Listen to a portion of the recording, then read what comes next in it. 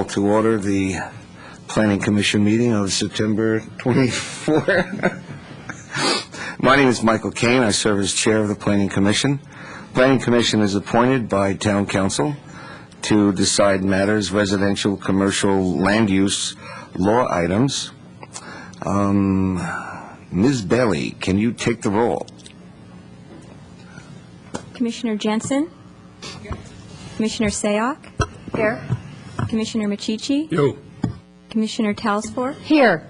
Commissioner Bourgeois? Here. Commissioner O'Donnell? Here. And Chairman Kane. Here. Commissioner Talasfori, can you lead us in the pledge? Please stand.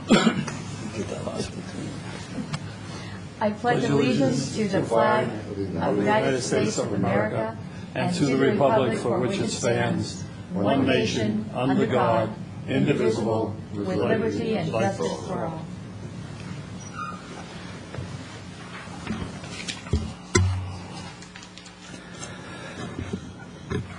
Regarding approval of the minutes, we have the minutes of August 27 before us, but not the minutes of September 10. We'll see those later. Have you all seen Mr. Lortz's letter on changing the format of the minutes? We can discuss that now, or we can save it to commission matters if anyone wishes to. So may I have discussion or an approval for the August 27 minutes? I'll move to approve the minutes of August 27th. Second? Thank you. All those in favor? Aye. Motion passes 7-0. Written communications. Commissioners, we have a number of desk items pertaining to item 1. Are there any others? That's it? Good. We have no requested continuances. And we also have a desk item for item 3. Thank you. We have no requested continuances. Subcommittee reports. I had sent out a note asking that you each let us know about your subcommittees. I think, Commissioner O'Donnell, you were first. Would you bring us up to date on the General Plan and the General Plan Advisory Committee? As the chair knows, neither committee has met since prior to the last meeting. Thank you.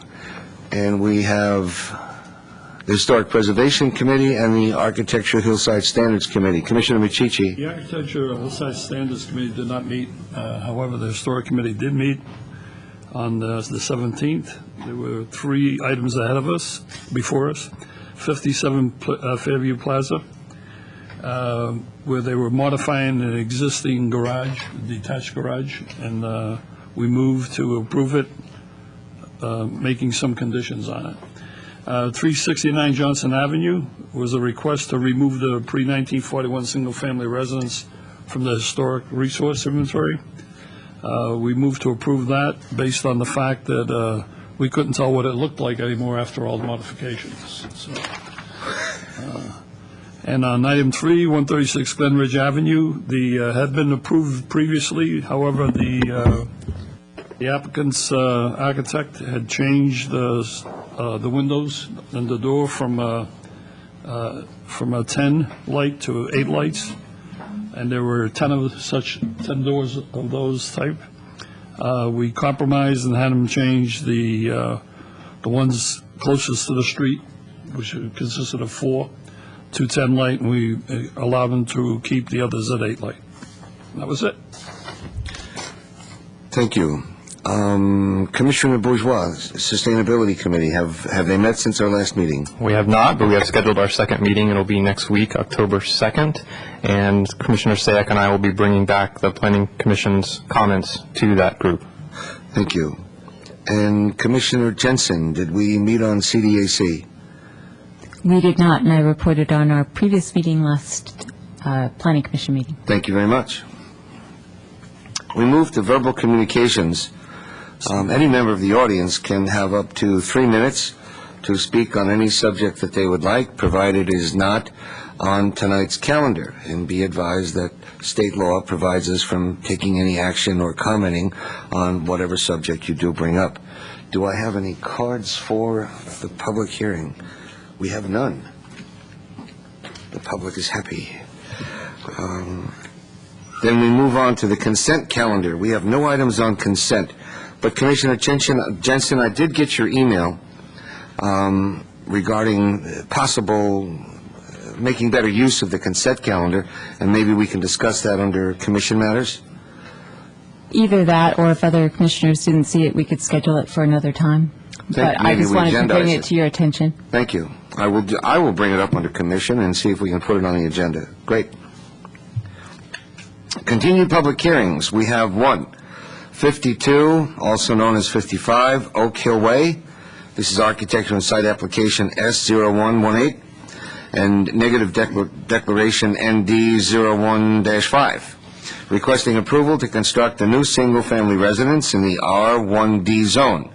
No significant environmental impacts have been identified as a result of this project, and a mitigated negative declaration is recommended. This is APN 529-34101. Property owner and applicant is Jim Rogers. Ms. Bailey, do we have a staff report? Yes, we do. The Planning Commission considered this matter on August 13th of 2008 and continued the matter to allow time to recirculate the environmental documents, which has been completed. The Commission also directed that the applicant consider the use of wood, stone materials, and darker exterior colors to better blend with the slope, to provide architectural elements to soften the patio openings, and to provide a landscape screen to mitigate a neighbor's concern. The applicant has revised the plans to incorporate additional stone trim and a wood trellis overhang at the rear elevation. The applicant has also provided color renderings with darker earth exterior colors, which he will discuss the colors in his presentation, and the renderings are also posted on the wall, and you also received those as a desk item. The applicant has stepped the corners of the wall openings on each side to replicate the proposed patio openings under the carport, and the applicant has also incorporated screening trees at the rear and along the eastern rear side property line.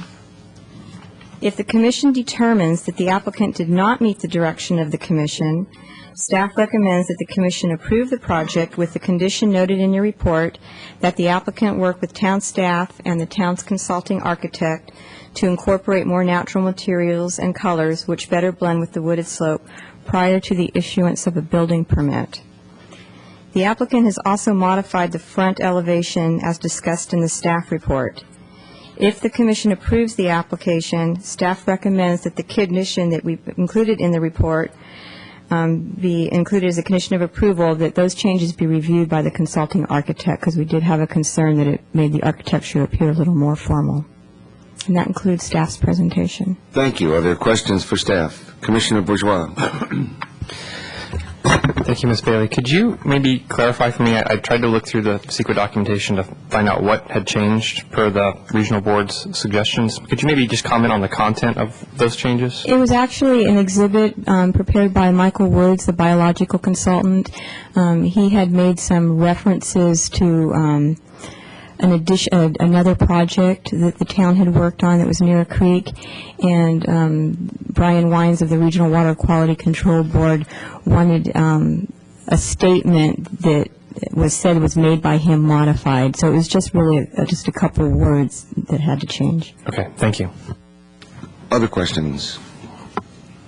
Seeing none, I'm going to open the public hearing shortly and call up the applicant. The applicant will have 5 minutes to talk about the project, after which any other member of the public who wishes may have up to 3 minutes to speak. Whoever will be speaking with us tonight, please fill out a speaker card and turn it in to staff on your right. After the public speaks, the applicant will then have 3 minutes to rebut. And having said that, I call Mr. Jim Rogers.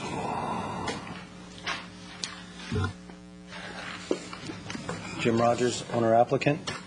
First of all, I took everything you said seriously last month and tried to incorporate those items into the home as best I could. I met with the architect, and we, of course, put some, I'll call them scallops, but we put some decorative detailing in the openings of the rear of the home to try and make it not look like an open garage door, which was, I think, the comment that one of the commissioners made. I also added quite a bit of stone, and there is a stone sample box right behind you. I don't know if the commissioners have seen it. I wanted to get a stone that wasn't too light because I added it to both the front of the home as kind of a wainscot, and I also added as columns and rail posts on the back. And when you darken the color of the home, you don't want to have a real light stone. Then it appears to be like white pickets. So the stone has kind of an earth tone brown to it. I realized after last meeting, you guys had counseled me to come up with a darker color. And I thought that my color was fairly dark, but once I found out what you guys actually received, the printing company actually lightened it to the point it was almost a pale pink tan. So I did want to bring the original color. I tried to...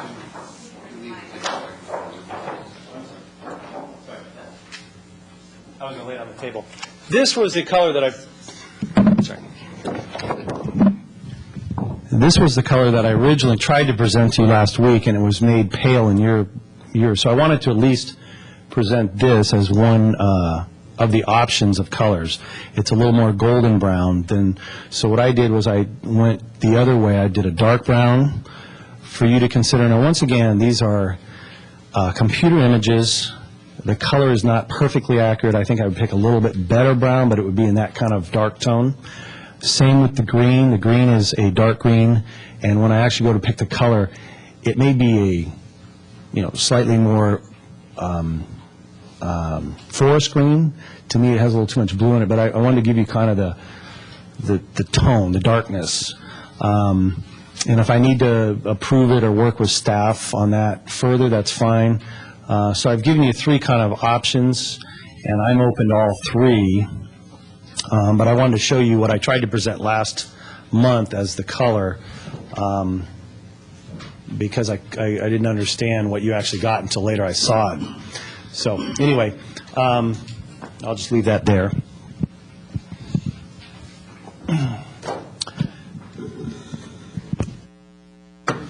I also met with, so once again, to finish off with the stone, there's, when I met with the architect, we tried to go through the home and add some wood, and we had a real hard time doing it because it's mainly a stucco, color coat, Mediterranean-style home, and to add a lot of wood, we just have to change the house to wood.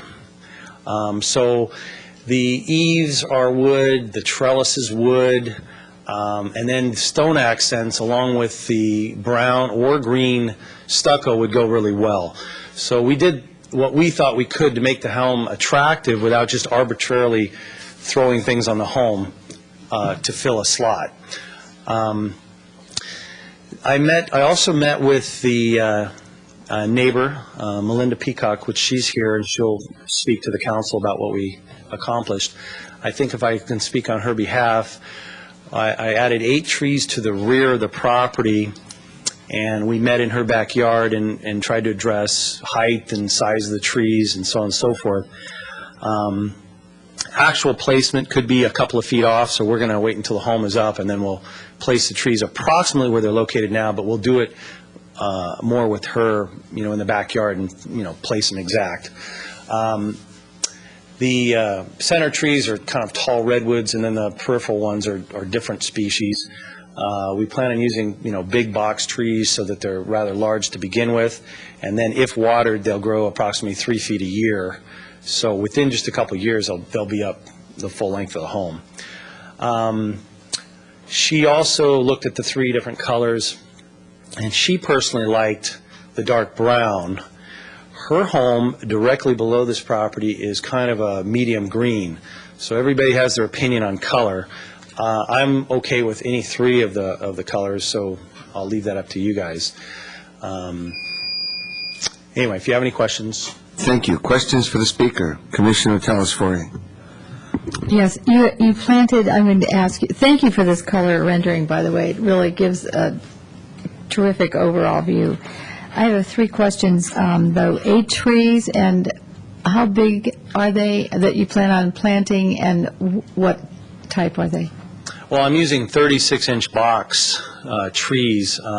It's about the largest I can get and get it down the hill. There's a little bit of a logistical problem with... Okay, and what type tree? Well, the 4 there that you see in the middle directly behind the garage, we were planning on using redwoods. Now, I'm open to anything, but I felt they had the most amount of height and coverage for the back of the home, and the others were maple and poplar, but and those are And more you're of a- putting, where are you putting those trees? Can you just review that with me? They should be on your plan, second or third Well, page. let's just use this. Oh, Let's use the photo.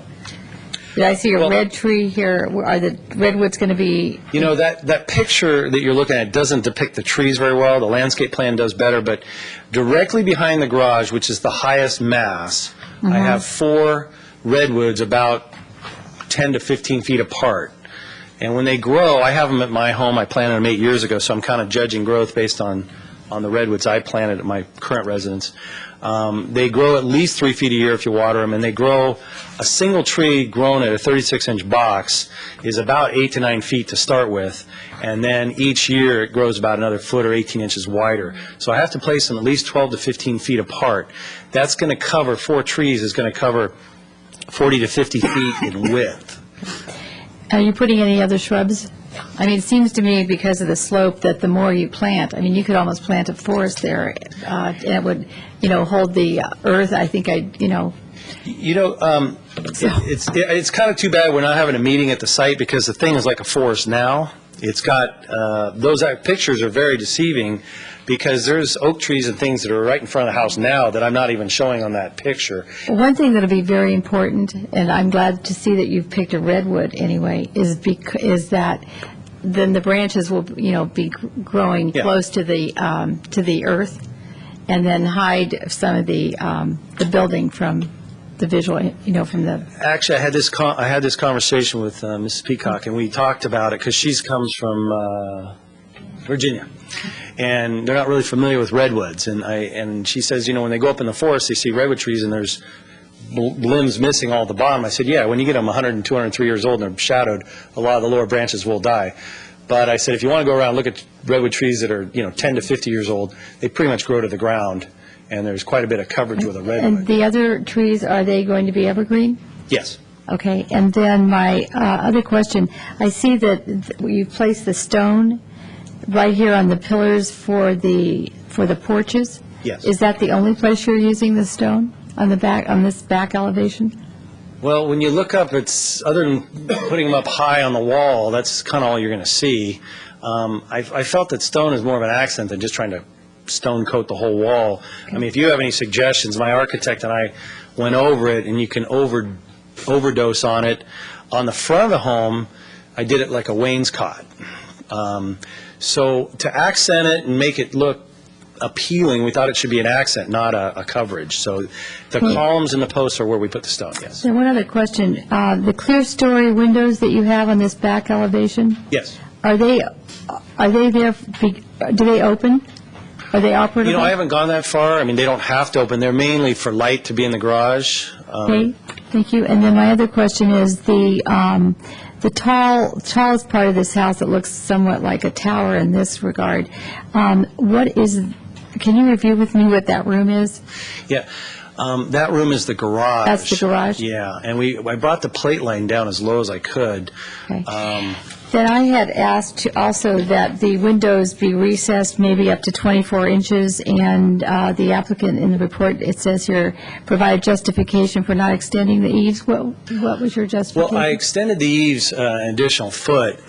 What happens is when this faces north, and between winter and summer sun and being in the trees, like I said, that's a very deceiving picture because it's engulfed in the trees. You start to shadow the windows, and you start darkening the inside of the home. Okay. Then I started having to add skylights. So it was kind of a computer study to see how the sunlight would come in. Thank you. Thanks.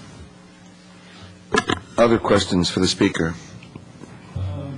Commissioner Machici. Previous item, we evidently have given directions to make changes made on the right side of the... Commissioner Machici, is your mic on, sir? Oh, thank you. Thank you. Let's take it from the top. Okay.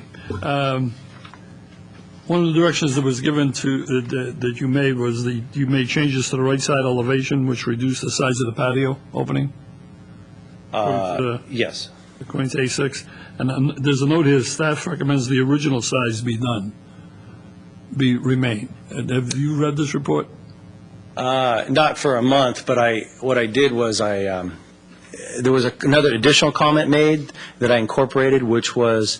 Yeah, the railing be continued. Well, if you look to the, if you're looking at the rear elevation, to the left, there's a opening that doesn't have the balcony in front of it, and it has some wing walls and then a railing. And I kind of emulated and imitated that design, and then I added those scallops to, once again, if you start closing the opening, it makes it really dark in there. So what I did is trying to made it decorative and made it more architecturally pleasing by using the same kind of detailing I used on the opening to the left. Are we going back to the original size of the opening, as staff has recommended? Well, I reduced the size of the opening, but I did it in a way that was still allowed light to come in. I added wing walls at the bottom to reduce the size of the opening, but I allowed the upper portion to stay the same so that light would get in. Could I refer the question to staff? Yeah, staff had a Yes, you may. concern, on the side elevation, because the goal is to make sure that these don't be converted to windows in the future, because this is unhabitable reason. space. That's one of the reasons.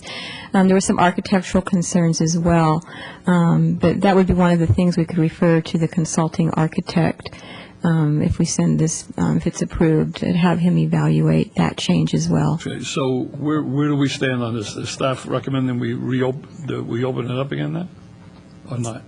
Well, at this time, staff recommends that the openings be made larger. Okay. To be more of a patio opening, to allow more light into the patio. Is that and an issue for you? on the side. Okay, let me clarify. Do you want the openings bigger, or do you want That's what them I'm hearing. smaller? The way they were in the previous plan, on the side elevation, not the rear. The side elevation that we can't see in this picture? Correct. Okay. I'm more than happy to make it larger or smaller. The main thing I'll leave it up was, to staff to make sure it's right. Okay, all right, thank you. Other questions for the speaker? Commissioner Sayak. Mr. Rogers, there were a couple other staff recommendations as well, and I just wanted to see if you had any comment on those. Would you like me to mention them specifically? The first was stone be included on the rear column of the carport to match the column at the front of the carport. Now, I think that may no longer apply because you actually added a half wall. Is that correct, if I'm looking at the rear of the carport? there's a little confusion here because what the Architectural Review Committee did and what I ended up doing and giving to you last month are slightly altered. I made it more decorative. So I added the wing wall and the decorative portion and actually put a stone column at the end of it to make it more attractive. That wasn't what I ended up with the Architectural Review Board. Okay, So I was adding a picture that I thought would make the house look better. okay, Since then, since last month, I added stone to it before it was kind of gray looking. So I've taken the stone that I've given you a sample and I put it on that column. You're talking about by the carport, right? Correct? I believe that's Yeah. what staff was So what I saying. did is I took that consistent feature and added it to all the balcony posts and up there at the carport Okay. end. And so it will be that stone that I'm showing you today rather than that gray colored post it was before. Okay, So I went around the whole house and accented it. with Okay. stone. Thank you. Follow-up? But there were two others. The second was that the railing continues along the entire length of the patio openings at the side. And I believe, again, it shows, it may, the railing on the side elevation of the carport. Now, it looks like that may again no longer apply. What I'm gathering is they're just looking for consistency. And so instead of having for us to look back and forth between what you did, I think I might suggest that these consistency features be something that the staff look at should this be approved, and just have them work with you. Yeah, I'd be more than happy to do that. I can either go solid along that carport in case there's a garbage can or something stuck up there, or I can put rail in to be consistent with the front. I was thinking that from a long-term point of view, and you know how people have bad habits, bicycles, garbage cans, it would be a solid wall. But I'm, open for either one. Okay. And then the last recommendation that they had, there was another one about, what was it, about the opening of it, but there was also about the front elevation, that the applicant shall work with town staff and the town consulting architect to finalize the front elevation. Yeah, and the reason for that is that when I upgraded this picture and did the scallops and did little things, I upgraded the entry area and what I thought was a better look, and they said bring it to the commission and see what your comments were. So I think we could work with staff to go back to architectural, make sure he's okay with it. Sure, okay. And then if I may, Mr. Chair? Similar to arborist recommendations that we always incorporate into our conditions of approval, there's one that that is contained in your CEQA document, in your NEGDECA, just that energy efficiency measures be incorporated into the proposed residence to the maximum extent feasible. I will also recommend that that just be included in there for you to make sure that staff just look this over with you to see if you have done it to the maximum extent feasible. Okay. Okay, thank you. Thank you. Other questions? Thank you very much. Melinda Peacock from Virginia.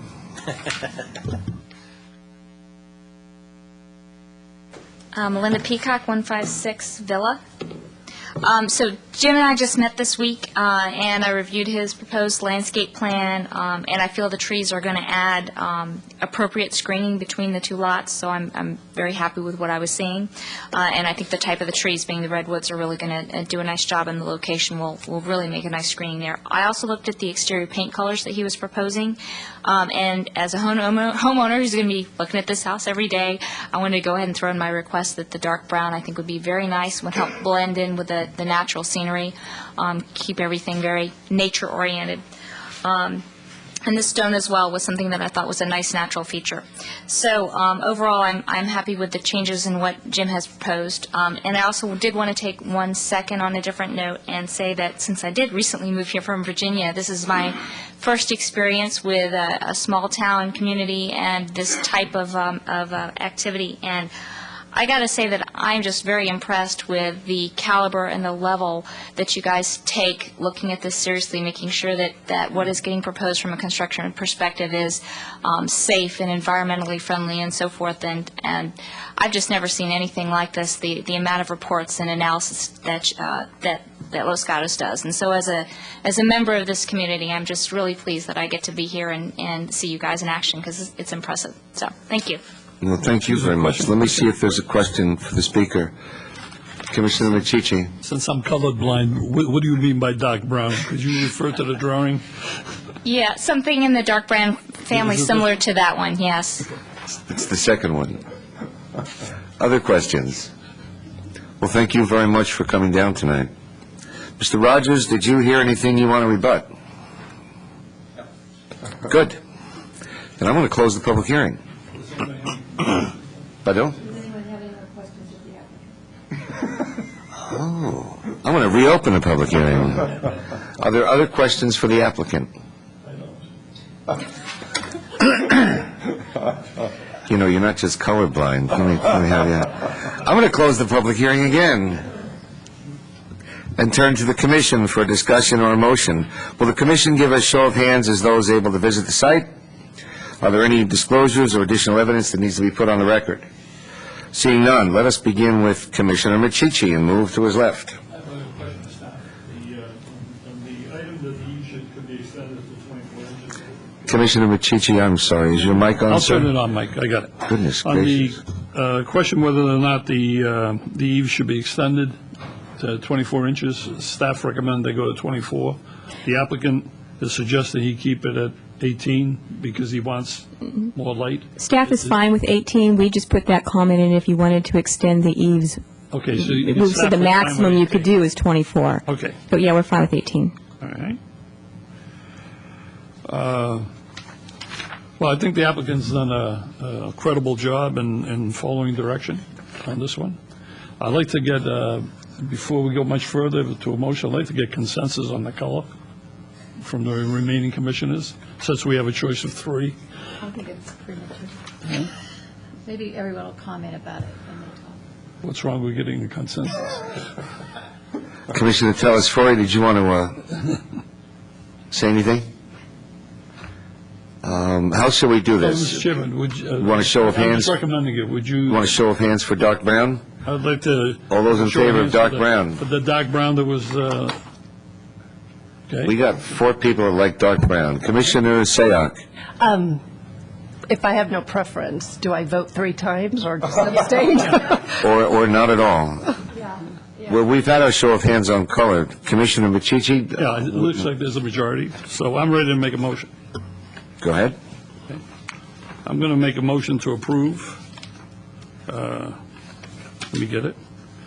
Architecture and site application SO1-18 and negative declaration ND010-5, requesting approval to construct a new single-family residence in the R1D zone. No significant environmental impacts have been identified as a result of this project, and a mitigated negative declaration is recommended.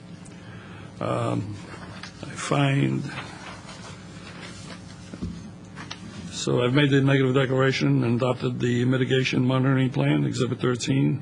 I'm going with the considerations listed in Exhibit 9, and I'm approving this architecture and site application subject to conditions in Exhibit 10, noting that the eaves can remain at 18 inches as he's recommended, and that they work with staff to see if they go back to the original opening, as suggested in the staff report, and that the railing is such as recommended by staff. Do we have a second? I'll second. We have a second. In terms of discussion, let's just continue on down to Commissioner Sayak. As I stated earlier, I actually have no preference on color, so given that the neighbor does have a preference, I think I might lean toward that if I had to make a decision. The only other thing that I would like to suggest and recommend to the maker and the seconder is that we do include as a condition of approval one of the recommendations that is contained in our mitigated neg deck that's on page 7. Other than that, I have no further comments.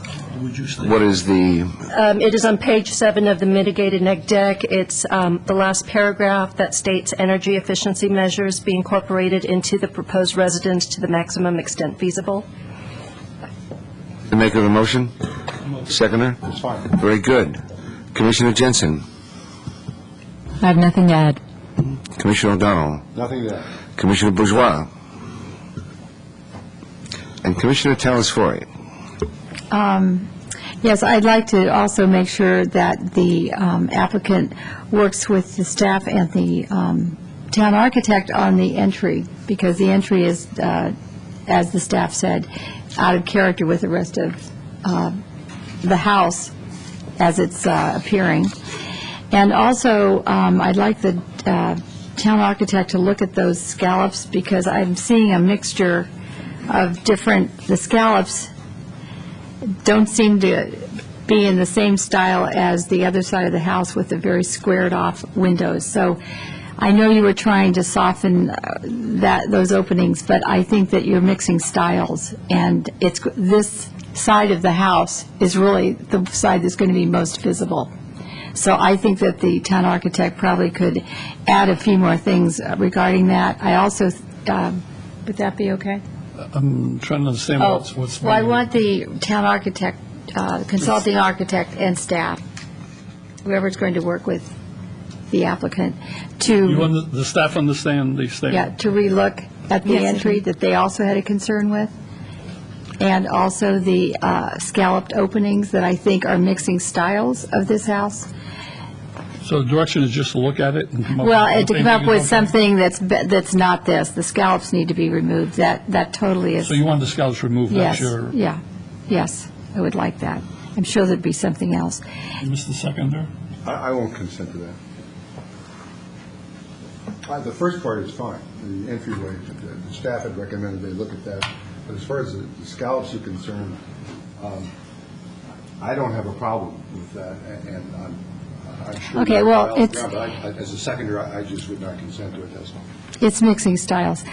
And then the other thing is, I'd like to see, I noticed that you've added a lot of, some stone, but I'd like to see more stone added. I think the comment and the direction that was given last time was to, make this look much more blended into the hillside. So I would just recommend adding some more stone on the back of the house that actually in appearance is the front of the house to Villa. And that's what they'll see, so that's it. A consideration to add more stone to the maker of the motion. I'm not sure. I think I heard the applicant's response to it. I'm willing to accept that. All right, further discussion?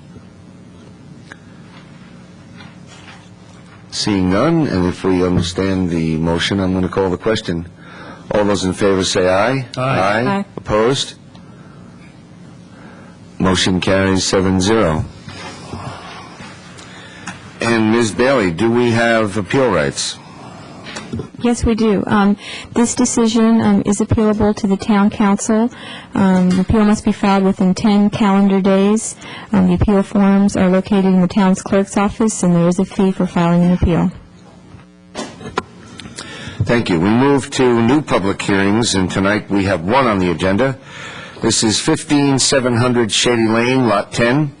This is architecture and site application S07200, requesting approval to construct a new single-family residence within an approved plan development on property zoned HR 2½ PD. As APNs 527-12-001, 527-09-001, and also 004. Property owner and applicant is the Highlands of Los Gatos, LLC. Ms. Bailey, do we have a staff report? Yes, we do, and Ms. Davis will be doing that. Thank you. Ms. Davis. Clarification on the APNs. We actually do have an approved subdivision for 19 lots plus all the common area. We just don't have new parcel numbers assigned yet, so the numbers you see in the staff report are the original 3 parcels that comprise the entire 66-acre property that forms the PD.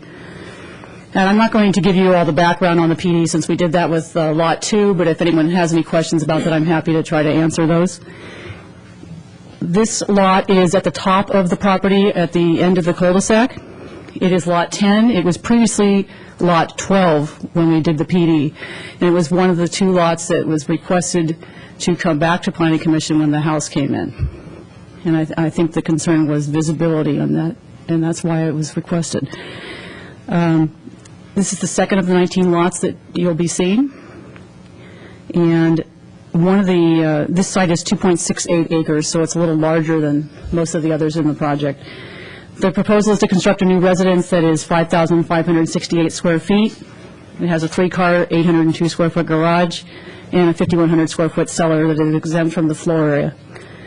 There is a landscape plan included that has a pool and hardscape elements.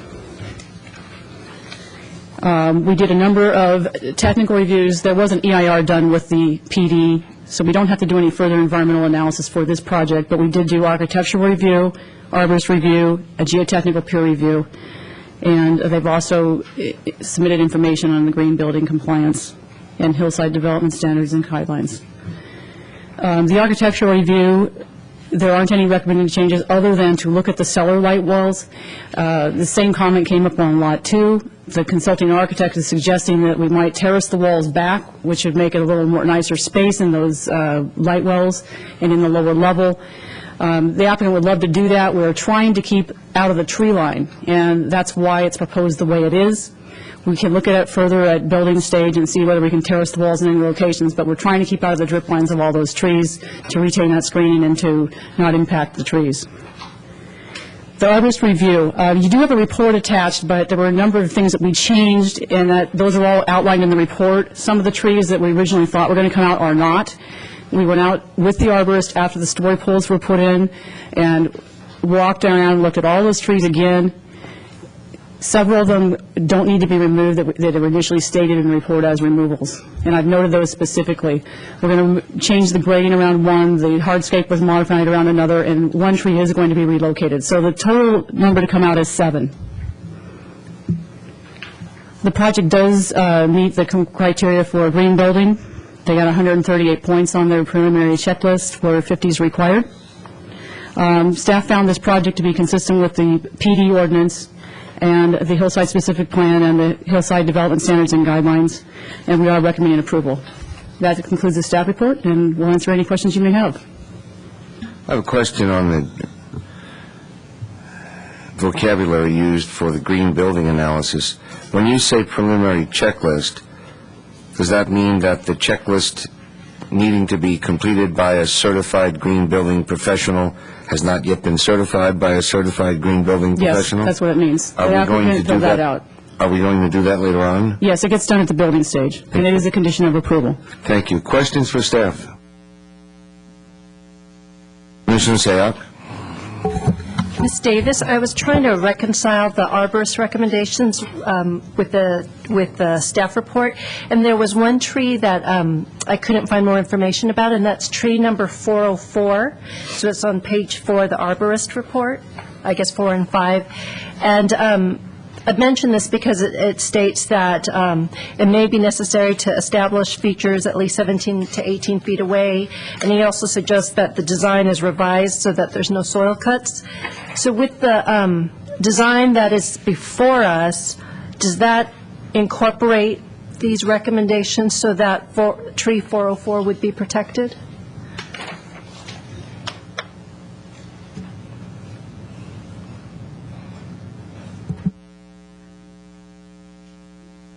I don't see 404 on the map that he's included with its report. If it's the one up in the front near the driveway, we concluded that that tree could be saved, and it needed some minor modifications to grading, and that is not shown on the plan.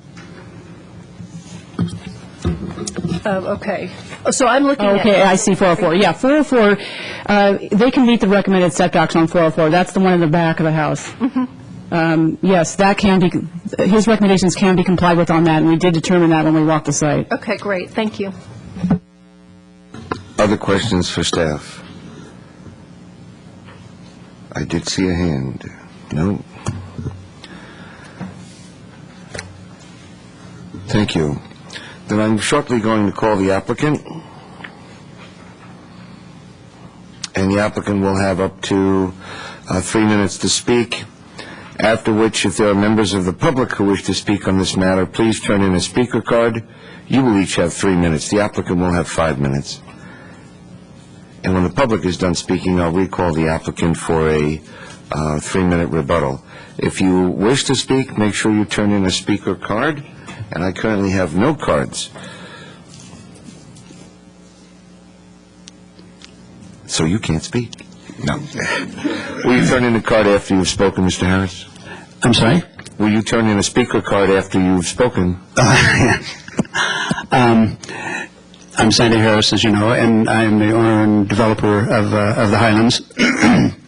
And the house we proposed for Lot 10, we've done a lot of work trying to fit this in and be considerate of the trees that are up there.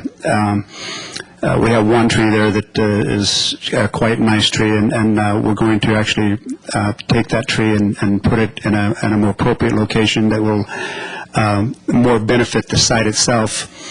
We've had experience with that because we've had another specimen tree that was like 28 inches in diameter, I believe it was, that we relocated 2 years ago. And the company that we have do that kind of guarantees that they're going to survive, which is encouraging to me because it costs a lot of money to move them, and they're valuable trees, and it takes longer than I've been standing here to grow to that level. But this specific lot is 2.68 acres, I believe, and it accommodates this house. We haven't asked for a variance or exception. We meet the guidelines and standards, and we've articulated the actual building itself, so the highest element in it is a very small section. If you've gone up to see it, that's just right in the middle of the house. Everything else tapers considerably down from that, and we've kept it a fairly low profile, and actually made the profile on the site a low profile as well, so that it mitigates any potential visibility issues that possibly could maybe arise from it. But I feel we've done a nice job with this specific house, making it fit within the framework of our site up there and the treescape. Dave Fox, who's the landscape design and the project, and also instrumental in the placement of this house. What we originally thought we were going to do when we got our PD and where we actually put this house, the house is in a much better location. It's more user-friendly to the trees, and I'm happy with what we got up there. I think it fits quite nicely, and hope I get your approval. Questions for the speaker? Mr. Harris, I have a question. In our general plan, we have on our policies LP 2.3, it says encourage basements and cellars to provide hidden square feet in lieu of visible mass. If the project is at maximum, and I think it's within 30 or 40 feet of maximum, and if the height of the project is at the limit of the allowable height, and if you've got a 5,600 square foot house and a 5,100 square foot cellar, where is the visible mass that has been reduced so that you can have the square foot of the cellar not be counted in the total square footage? Well, cellars aren't calculated in the square footage period. They're exempt from square footage. So whether the cellar was a 1,000 square foot cellar or a 5,000 square foot cellar, it's exempt from square footage. So it really doesn't, it's a moot point. It has nothing to do with the square footage of the house in the hillside standards and guidelines. It was an original interpretation for that. On smaller lots, they want to try to use that to reduce the size of houses and whatnot, because there's constraints and you didn't have the ability to put a larger house on other specific lots. We don't have that constraint on this because we have 2.68 acres, and within the standards and guidelines, you know, we're allowed to do what we're doing. But in the scope of what I believe that they have in the guidelines and standards is if you have a lot that's constraining, put it down below. And we don't have that situation on ours. In fact, we could make a bigger house if it was allowed, but we haven't asked for that. What I read you came from the general plan. This comes to us from the residential guidelines. The intent set forth in the general plan is to provide hidden square footage in lieu of visible mass. So you don't just get a free cellar. It says if there has been a reduction of visible mass. Now, it continues to say, in the spirit of that intent, applications with cellar space will be carefully evaluated to ensure that substantial efforts have been made to reduce visible mass to ensure compatibility. Now, we've made significant efforts to mitigate visible mass, because I think you're misunderstanding, or at least in my opinion, of the interpretation of that. Our visible mass, as far as I'm concerned, and the reason why we were asked to come back to the Planning Commission, was because of the visibility of our building, which we have definitely shrank it down for the visible mass. A visible mass could be a big, huge box that's 25 feet from one end to the other. That's visible mass, and there's not much you can do with that, and putting a cellar in doesn't change that. We don't have a visible mass problem with the house we put up there. There's exceptions, as you know, in the hillsides and guidelines that we could have asked for a larger house. We haven't done that because we've chose to put it down below. So we haven't asked for any exceptions or changes in that. And if what you're trying to assert is accurate, then what you're saying is then anybody that builds a house, if they want a 6,000 square foot house, should build a 3,000 square foot house and put 3,000 down below. And that's not what that means. That might be your interpretation. I don't believe that's what that was written for. Because if it was, everybody that puts a cellar in should have a house that's reduced enough to bounce out the cellar so they could have a 6,000 square foot cellar. It says clearly that the basement is not countable floor area, period. Thank you for your comments. Yes. Other questions for the speaker? Seeing none, I look to the rack for other speaker cards. I don't see any. Do you wish to rebut anything you've heard? Yes. What did you guys do with our citizen? I've never seen him not at a commission. I've never seen anything have no comment. And I will therefore close the public hearing. And I will look to the commissioners for a show of hands of those who were able to visit the site, and ask if there's any other information that needs to be put on the public record. I will put on the public record that I visited the site and was kindly guided around the site by Mr. Harris. So I look then to Commission for discussion or a motion, and let's begin with Commissioner Sayoc and move to her left. Okay. Overall, I think the house is a beautiful house. I particularly like that it's one story, as has been discussed between you and our chair. visible mass, by keeping it low to the ground, you do reduce that visibility. The one thing that does concern me, it relates to the cellar, but it contains more to the grading. So right now, it looks like you're going to be doing 2,260 cubic yards. And so, I mean, really, that is the only concern I have with this project, is the amount of grading that will be necessary to create a 5,000 square foot cellar. Commissioner Sayoc, is this leading to a question? If it is, I need to reopen the public hearing. No, well, I'm just providing comments. I All thought right. that's what I was Thank going you. to do. Thank you, gentlemen. Sorry. Oh, okay. I was just complimenting you in the beginning. So really, that's my only concern, is the amount of grading that's related to such a large cellar. Okay. Thank you. Commissioner Jensen. My only comment was that my concern was with the trees, and I'm satisfied with the presentation and the report that we received regarding the preservation and movement of some of the specimen trees, which are beautiful. So I'm very happy to see that you're working with that, and I would not be for extra terracing, because I appreciate that they're trying to keep out of the drip line of the trees. Thank you. Commissioner O'Donnell. I have no comments. Commissioner Bourgeois. Thank you. I do have some concerns about the proposal.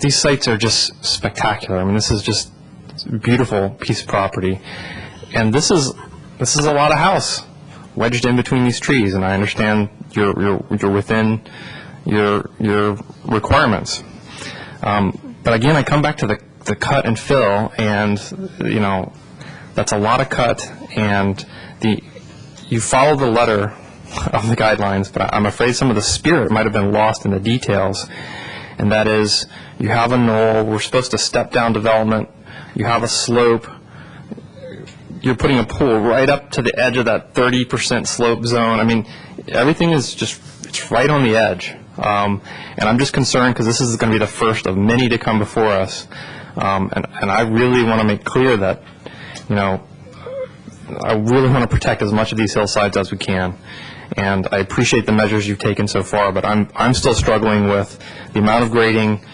creating a flat pad on a knoll, which is what we're not supposed to do. When I look at the grading plan, it's a sloped knoll, and the grading plan is for a flat. Yeah, I know the cellar goes down, but there's no stepping with the hillside, so that's my chief concern. Thank you. Commissioner Telesfori. This time. Commissioner Machici. I guess my only comment is that I know we struggle a lot of times with the statement that's in the general plan about in lieu of, okay? And I know the philosophy I've taken on it is that I look at the house first without even considering the cellar as part of it. And I look at it and I say, is it bulky? Is it massive? Is it not fit where it's supposed to be? And once I make that decision, I don't care if they put it in a cellar or not.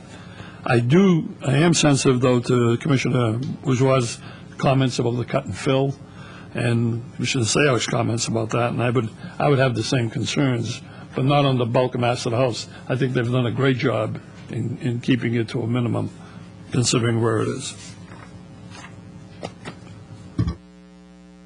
Thank you. From the chair, I am very concerned about the cellar policy.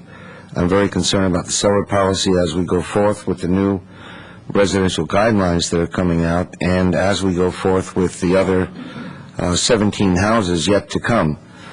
In lieu of means substantial effort to reduce mass and scale, and if we are right at the maximum limit allowed, I don't think we've done any reductions.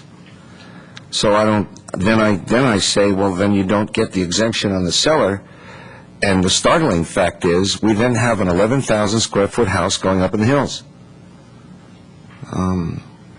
we need guidance from council, or we need guidance from each other, and take a position on that, or we're going to lose that language. We're not only going to lose the old language, we're going to use the new language, and the ink isn't wet yet. Concerns I have about the pool, I walked the site with Mr. Harris today, and it's not exactly precipitous, but it's steep.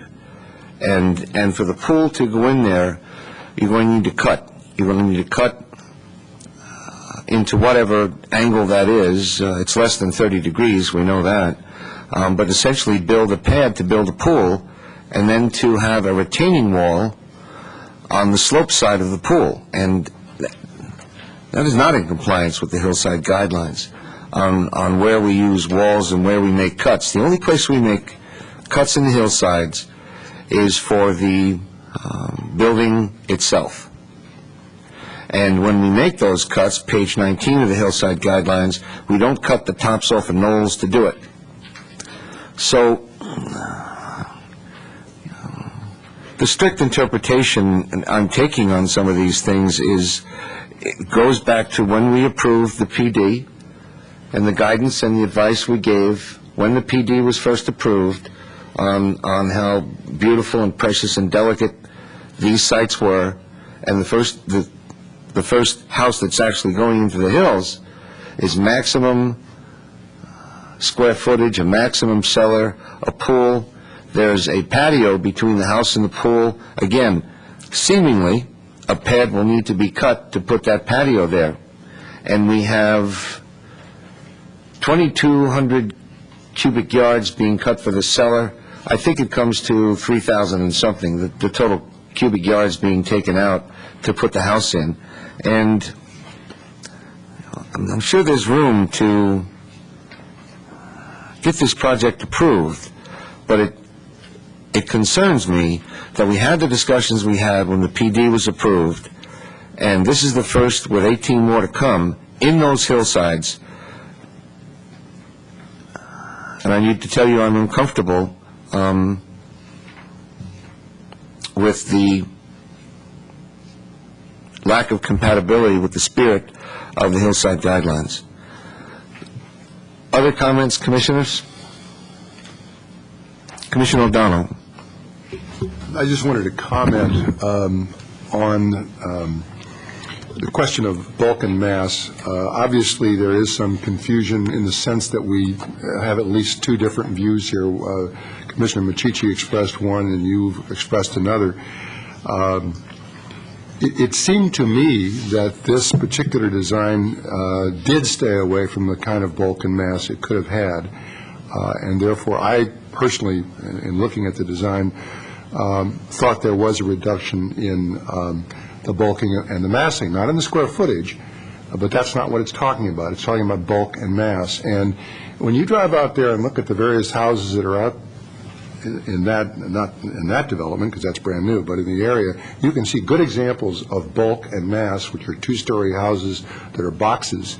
This house has some height at one portion of it, but other than that, it really steps down. So I think it is consistent, and I can't get in the mind of the developer, but when I looked at it, I thought there was attention paid to bulk and mass. And if you find that there is attention paid to bulk and mass, and therefore a reduction in bulk and mass, then stepping into the cellar policy becomes possible. But it is kind of vague. So I understand the unease, but I'm just saying that in this particular instance, I believe that this could have had greater mass, had greater bulk, no cellar, and it wouldn't have been half the design that it presently is. So I'm maybe being charitable in my interpretation of that design, but that's the way I looked at it. Other comments? I have spent 4 years on commission, and I've talked to the people who wrote the in lieu of language, and we can read words and use common sense or professional sense, and looking at those words, I'm guided by the intent of the authors, and the intent of the authors was to reduce visible mass. That's why they wrote reduce visible mass. I don't enjoy commenting on comments, Commissioner O'Donnell. I apologize for doing it. But I just think the intent of the language it comes to us from the people that wrote it, and we need to get back to trying to save it, or we will have 6,000 square foot houses with 6,000 square foot cellars, and the language in our new language will just become silly. Yes, sir. Since you have had the opportunity to comment on a comment, let me just say this, that I'm only a lawyer, and I can tell you that is not the way the courts interpret statutes or ordinances, but if you're guided by your experience in that area, I defer to it and disagree with it. Thank you. Other discussion? Do we have a motion?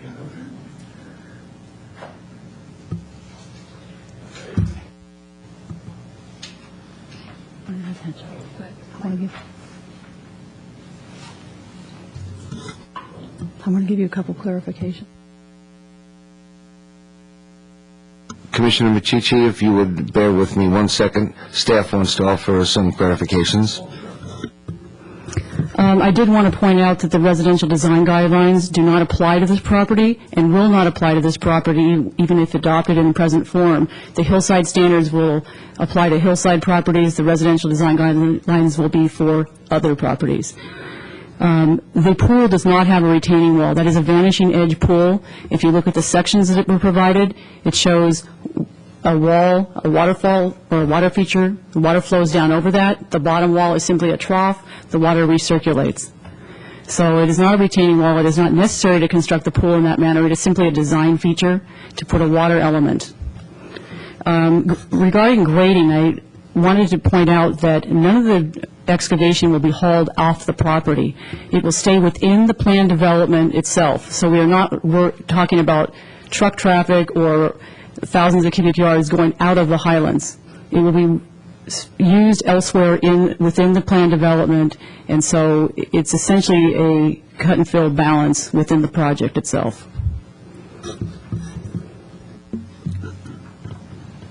Commissioner? Do we know how or where it's going to be used, or is it going to be stockpiled for potential future building pads? It may be stockpiled in the interim, but it will be used with, the applicant could probably answer that if you choose to ask that. That's okay. Other comments? Commissioner Sayak? Actually, along those lines, was that a condition of approval for the plan development itself, so that the developer has to take that into consideration with the other homes? No, they're just choosing to try to balance it. We always try to balance grading whenever possible to avoid export, but so far they've been able to use all the dirt within the development. There's so much going on with all the various utilities, and they're still working on the water tank construction. Yeah, it will probably be used for, some of it will probably be used for pads on other lots.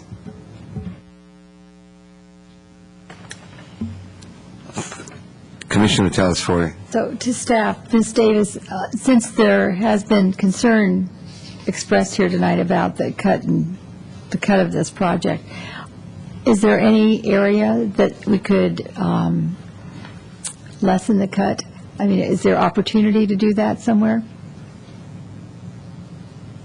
Generally, cut within the building footprint is not taken as a negative, and that's been past practice that we followed, and that's the advice we give to applicants. We're normally looking at grading beyond the general house, driveway, required backup, fire turnaround, those type of elements as the grading we're trying to avoid. So we don't normally tell an applicant not to cut for a cellar or not to cut. A pool obviously has cut. You have to cut in the ground to create the pool. But they're not doing a lot of grading that's extraneous beyond their immediate development. The only way I see to reduce the amount of excavation that's going to occur is to make the cellar smaller. Okay. And that could possibly be done. It could possibly be done. Thank you. Commissioner Michichi. Yeah, I'd like to make a motion. I'm making a motion to approve architecture and site application SO8-49. It's a request for approval to construct a new single-family residence within an approved plan development on property zone HR-2.5 PD, APNs 527-12-001, 527-09-001, and 004. I find that the project is consistent with the HDS&G and the Hillside Specific Plan. I find that the project is consistent with the PD Ordinance 2147. I find that the project is consistent with the considerations for approval in the architecture and site application. And I approve the ANS application, as I've stated before, subject to the conditions in Exhibit 3. Do we have a second? I'll second it. We have a second. Discussion.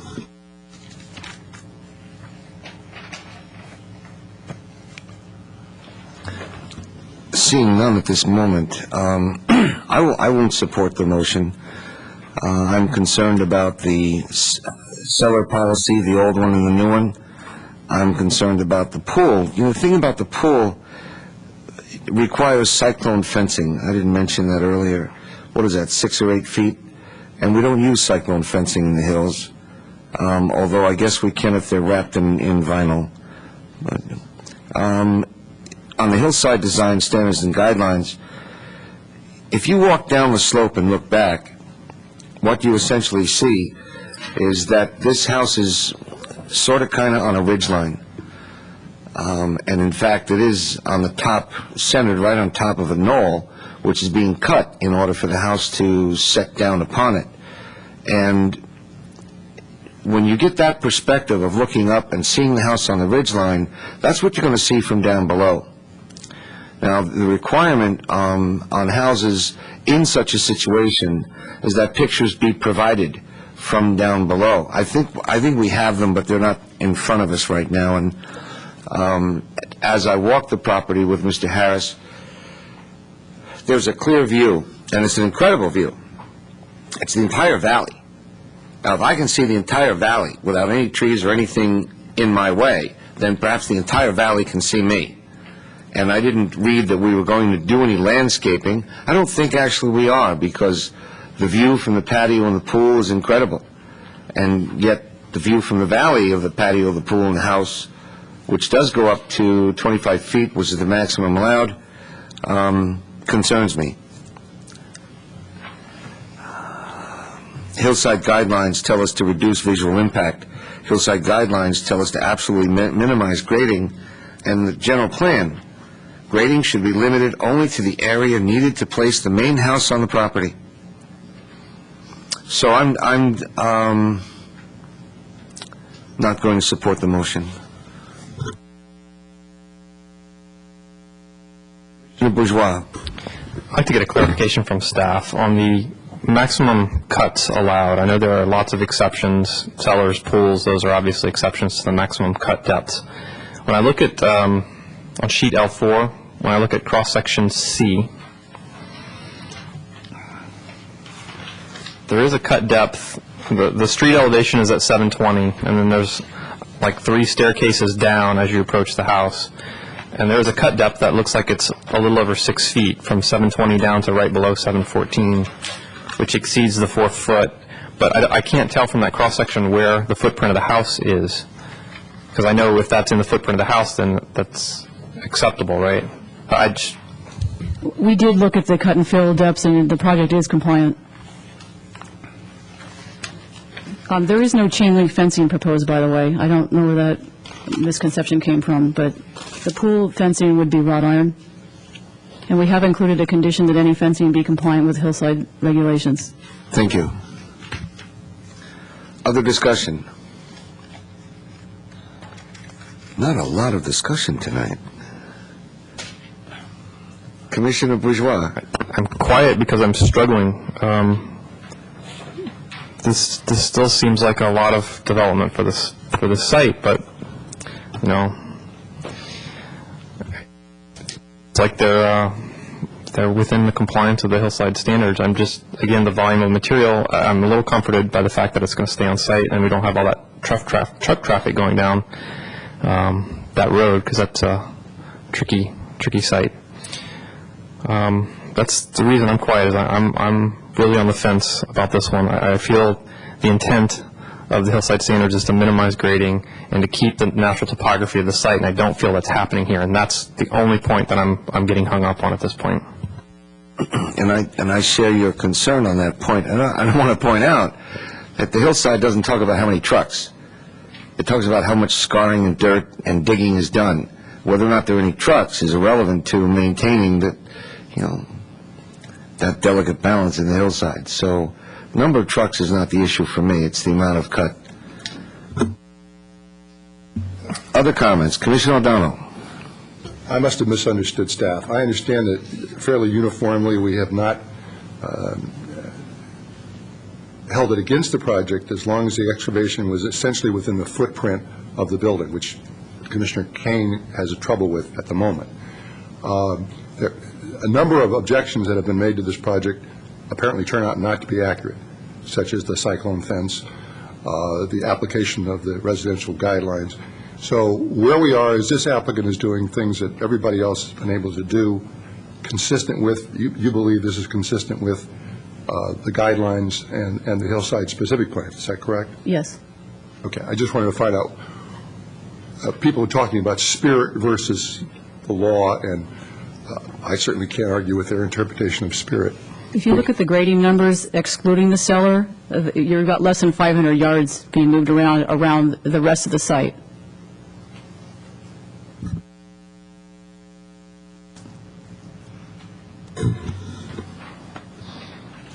Other comments?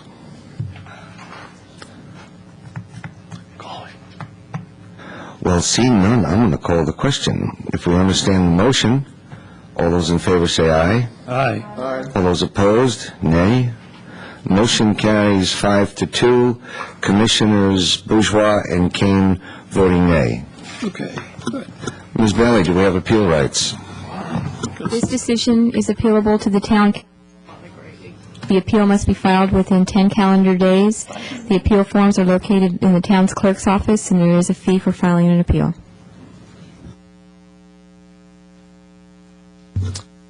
Break. A break has been requested. A break shall be taken. We'll return in 10 minutes.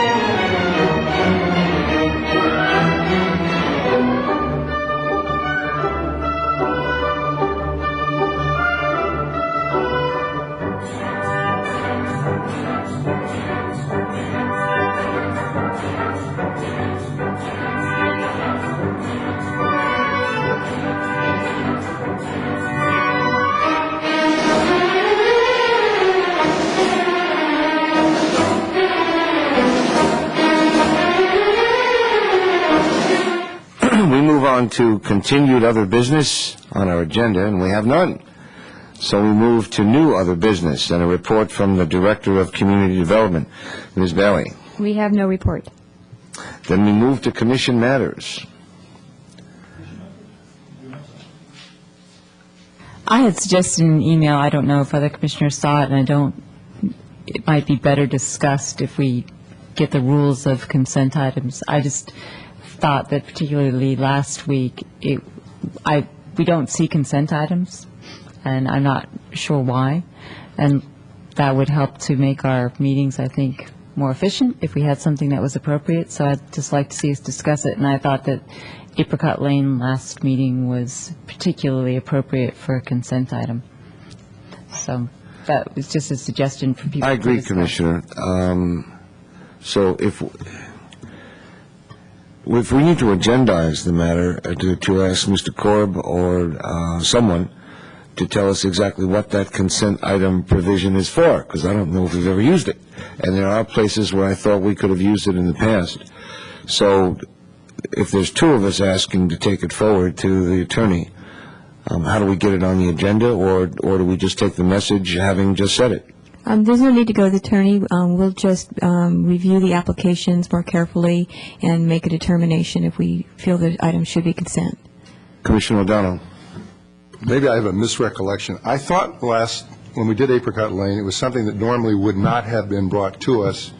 The staff brought it to us, and as I recall, they were complimented for having done so. Now, maybe I'm misremembering, but if it's something they didn't have to bring to us, and they were trying to, correct me if I'm wrong, deal with some sensitivities on the Planning Commission, to put it on a consent item, they might as well not bring it to us. So, I mean, I agree with the comment. We could make it shorter meetings, and I think Apricot was a perfect example. But maybe what I'm trying to get to is, was it brought to us and it didn't have to be brought to us, and there was some sensitivity? Maybe I misremember that, so you could clarify that for me. I'm asking staff. Good. Okay. It was brought to you because we had a concern that the commission might have a concern with it, but normally that is something potentially staff or DRC could approve. So if in the future, if we have an item which we think we could approve that you might not have a major concern, we could put it on the consent item and get a read from you at that Excellent. time. Good. And also maybe then just come back at the next meeting and tell us when and where and how and why we would use the consent calendar. Since we haven't used it in the past, it could expedite things if we knew what could be. And maybe we can put some things on there and move a little faster. Commissioner Jensen. Just to respond to Commissioner O'Donnell, I'm not suggesting that staff was complimented for bringing it to us. However, I'm only using that as an example of an item that appeared to be non-controversial. So if it's brought as a consent item and staff thinks that there may be a concern, a commissioner could always pull it. So what I was concerned with was it was a previous practice that there would be many items that were on the consent calendar. And I can imagine that there would be reasons why they are no longer. And I just wanted us to discuss that and consider using that consent calendar when it was appropriate. Good, thank you. Commissioner Michichi. Based on my 11 years Check your mic. experience, it is open. This time it's over. Just checking. Based on 11 years experience, I can tell you that initially I saw a number of items on a consent calendar years ago, and they were consistently pulled off by either a member of the Planning Commission or a member in the audience who happens not to be here this evening. And once it was pulled off, it had to be discussed as any other one anyway. And I think the view was that if it's something that maybe the Planning Commission wants to talk about, why even bother putting it on the consent calendar? I think that's evolved over the years that I've seen it here. But it was common to see things on the consent calendar 8-9 years ago. I think it can be used well, and maybe we should be making more use of We it. have different members, but we still have the same audience. A new consideration for commission matters is I do want to do something with that seller policy. And we can agendize it for discussion here to see if we can come up with a recommendation for council, or we can simply go to staff or go to council and get their interpretation of it. What's your preference? Commissioner O'Donnell. When I heard staff discussing earlier the cellar policy, it's fairly, well, I think at least, that it seemed clear to me that the staff was having a different interpretation of that policy than could be had. As I understand, one of the interpretations is the language seems fairly clear that it's sort of in lieu of bulk and mass, you can have a cellar. However, I've also heard, I think, some of staff say, well, we can't limit the size of the cellar as such. Those two thoughts kind of collide, I think. And I respect the people who hold both views, and therefore I'm just supporting what the chair's saying, if the council could make it clearer for us, because the language does seem to say in lieu of bulk and mass, and I think the chair says also in lieu of square footage. The bulk and mass is a little capable of interpretation. Square footage is square footage. So I think it would be helpful if the council could perhaps clarify that, so we can at least get rid of what I see as somewhat of a disagreement between some of the commissioners and staff or some of the staff. So I agree with what you said. Thank you. Commissioner Machici. I was, I happened to be on that group when this was going on, and I don't recall anybody talking to me about how it came about, but as I recall it, I can remember distinctly providing an example that said, if the cellar did not have to be mentioned and the house came to me, I looked at the bulk and mass, and then they said, now we want to put a cellar underneath it, that would prevail.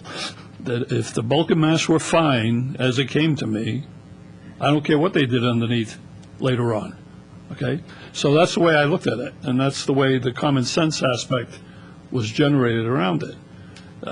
Let them come in first and not say they're going to put a cellar in, and let me understand if the house is acceptable in bulk and mass, all right? Now, if they get downstairs and they start digging a hole underneath the house, nothing changes. I was satisfied with the bulk and mass, all right? And I can remember that discussion going on at that meeting, and that's the way I viewed it, and that's why I consistently disagree with the interpretations taken the other way. So, just for edification. Okay. And when I joined the commission, and you were chair, Commissioner Burke was also chair for a while, and he's my source of consternation on it was put in to reduce visible mass, but as we are currently going, the direction we're currently going is a hillside house can have a 6,000 square foot floor plan and a 6,000 square foot cellar, and that's not mass, though. That's square footage. Well, it says in lieu of square foot, Phil. I think we need a determination as to whether or not we're going to approve 12,000 square foot houses in the hills. So, is it okay with commission that we ask for guidance? I need a second. Commissioner Jensen? Could I make a suggestion, and maybe staff can let me know? I think that maybe the Planning Commission was going to have a retreat, or maybe it would be appropriate for a study session so we could put the policies together and actually discuss it, instead of just saying to council, can you tell us what you think? But that's just a suggestion. Thank you. Any others? Commissioner Bourgeois?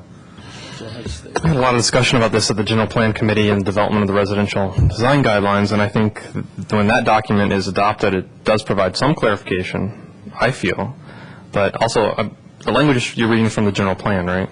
Correct? Is that correct? I'm reading from both. Both. The General Plan is short and to the point, reduce in lieu of, and the residential guidelines goes more to the spirit of the interpretation. I think maybe the general plan update process might be the best forum to address that. It's just a suggestion. And that'll be done when? I mean, we have these questions coming to us every week now, and we're going to see another one shortly. I'd like to get some guidance from staff and/or council. I agree with the chair. I'm listening to Commissioner Jensen's comment, however, and I take that to be some focusing. If one looks at the disagreements on the commission, all good faith disagreements in interpretation, I feel is enough that we could get guidance on it. But in the event that it would help us to focus on that, it might be wise to set why we have why we need guidance. In other words, I heard Commissioner Machichi say what he said, and in essence, he was here at the creation, and he says that's what happened. I've heard you say, yeah, but it says this, both of which are, I think very good positions. I just want to make sure when it comes, if it does come before the council, they understand why we're having this problem, so that if they clarify it, they can make sure they clarify the problem rather than just the answer. So how we focus that, I don't know, but maybe one way to deal with what Commissioner Jensen is saying is what you first suggested was to bring it back to the Planning Commission to state more clearly, and I don't know how we do that, maybe staff can, because the staff's had to listen to this. If we were able to say, the Planning Commission, some of the planning commissioners believe it should be read this way, some of the commissioners seem to think that no, it should be read this way. If that were to go up to the city council, town council, if I were on the council, I'd say, well, I know what their problem really is, and so I'm suggesting maybe that would help. So we should prepare those statements perhaps for our next meeting under commission matters? I would sure like that. It's a good idea. I support that, and that's what we shall do unless there's disagreement. That anyone who wants to author a concern over that policy will review it under commission matters at our next meeting. We'll agendize it to that extent. And then those questions or interpretations will be forwarded to council for clarification. Thank you. Other commission matters? All right. Seeing none, we're going to have a study session tonight. And Ms. Bailey, do I formally close the meeting, or do we just go to the study session, do that, and then adjourn the meeting? You would adjourn it now, go to the study session, and then after the study session, you would adjourn then that portion of the meeting. Reconvene the meeting so I can adjourn it? Yes. All right. All right. This meeting is adjourned, and we go to our study session. Tonight, and I'm guessing at the applicant's request or at staff's request? It was staff's suggestion. Tonight, at suggestion of staff, we're going to have a study session for 107 Colorado Court. This is architecture and site application S08011, requesting approval to construct a new residence on property zoned HR 2 1/2. This is APN 52756-033. Property owner is Sarwat and Colette Fami, and the applicant is Preston Scott Cohen. This is a study session, and no action will be taken at this time. Once we have our staff report and questions of the staff, and then I think I'll open the public hearing and we'll move forward in a reasonably informal manner. So, Ms. Bailey, do we have a staff report? Yes, Mr. Paulson will be doing the report. Mr. Paulson. Good evening, Commissioners. The subject property is one of two remaining undeveloped parcels in the Alta Vista subdivision. You've looked at one up on Santa Rosa, I believe 2 or 3 times, and that's currently going through revision. This property had approved plans in 1997 for a home with a swimming pool. However, that was never vested, so that approval expired. In 2006, in May, the Commission reviewed an application from the then and current property owners for this site for a home that was 5,775 square feet with a 1,230 square foot garage. The Commission held a public hearing and ultimately denied the application due to its exceeding the FAR and I believe non-compliance with some other hillside development standards and guidelines. In June 2006, the Council reviewed an appeal by the applicant, and the Planning Commission's decision was upheld and the appeal was denied. This is a new application that the property owner has filed. They've enlisted an architect to review the hillside development standards and guidelines, work with staff, and then try to come up with a design that they believe meets the spirit of the hillside development standards and guidelines. Staff suggested that they consider the possibility of having a study session because we had addressed and identified some key issues that would have some impacts on how the project ultimately evolved and whether this project or these questions that the staff was raising were going to be ultimately appropriate. The key issues staff's laid out in the staff report in detail. Staff and the applicant now, we're looking for direction from the commission on the following matters. One, on exception and/or variance for height, both the maximum height and the height from the lowest to highest point appropriate given the site constraints and visibility from an existing viewing platform. Are the proposed architecture and materials appropriate? Are the courtyard, reflecting pool, and grotto elements appropriate given their potential impacts? Are the proposed tree impacts appropriate given the current site constraints? Are the proposed grading exceptions to cut and fill appropriate? And any other issues that the commission may feel are in need of addressing should be addressed. There's also a desk item for this matter, which you have. It's looks like 4 letters or emails from neighbors. Staff has also received this evening a letter from the Homeowners Association of the subdivision up there. The one concern that they did raise, and that will be, all that information will be again provided in the staff report as this item ultimately comes forward. Staff is available for any questions. What did the Homeowners Association letter say? The Homeowners Association letter, and I can pass out a copy of that if you would feel comfortable with that. And that is the top letter of this stapled document, and it's 2 pages. They recognize that it's obviously an extremely difficult site. Obviously, it's an approved lot, so something will ultimately be built there. I believe the only comment that they had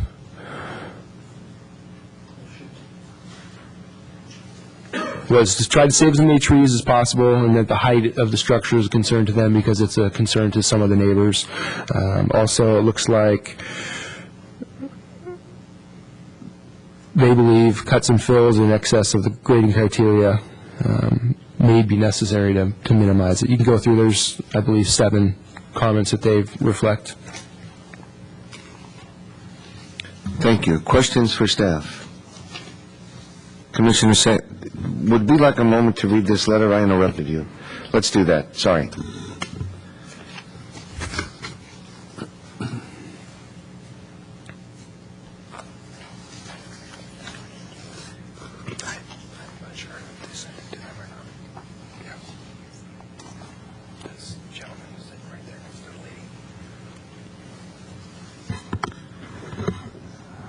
Mr. Paulson, the letter is signed by 3 people on behalf of the Alta Vista Architectural Control Committee. Are these people known to you? Have they called you and discussed this, or they just submitted the letter? They submitted the letter. I just got back into town about 5:45 tonight, so when I opened my email, I saw it there. So I did not have time to call and confirm. That's all right. Do you know these committee members, Ms. Bailey? Oh, I do not. Okay. All right. Then, Mr. Fletcher. Mr. Fletcher They have Parsons. a representative here. Pardon me? They have a representative here A tonight. representative of this letter. Yes. Thank you. Good. Commissioner Sayok, did you have questions for staff? I do. I have a question of Mr. Paulson. On page 5 of your staff report, and the last sentence, well, the last few sentences of architecture, it states that staff has asked for additional information regarding the cellar calculation on the lowest level. It appears that the amount of soil removal in this location does not meet the intent of the cellar policy and will result in portions of the cellar area to be counted as far. When I was looking at the pictures, that was something that stood out to me as well, particularly page 23, where you see the, I guess, the pool courtyard in the book. Basically, when I look at that, I no longer think of the lowest level as a cellar because you have this large open space, so it's no longer below ground. Did you get more information from the applicant, and were you able to talk with others about how that relates to our cellar policy?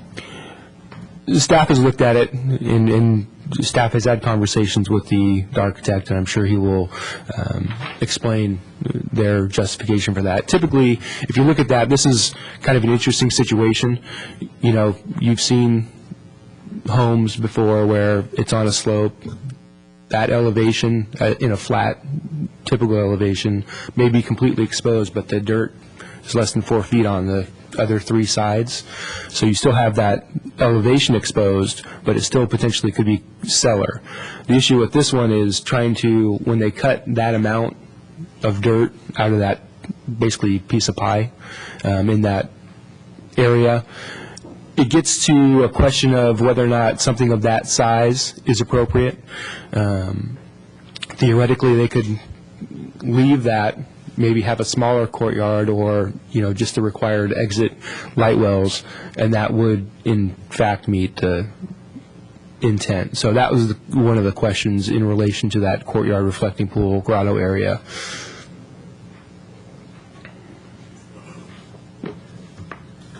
Are there other questions for staff? Commissioner Sayoc, Commissioner Michichi, anything for staff? No, we had it between each other. You worked it out? Thank you very much. I'm shortly going to call the applicant, who will have up to 10 minutes to speak. And then after any other public members speak, the applicant may have up to 3 minutes for rebuttal. I'll need a speaker card from anyone who does wish to speak. And now I call the applicant, Preston Scott Cohen.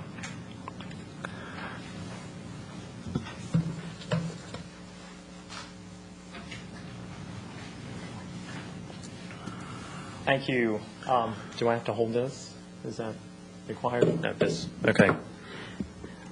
First of all, I would just like to thank the planning staff for the report and also for their advice and guidance throughout the process. I've worked with Suzanne Davis and John Paulson off and on over the course of 2 years on this project.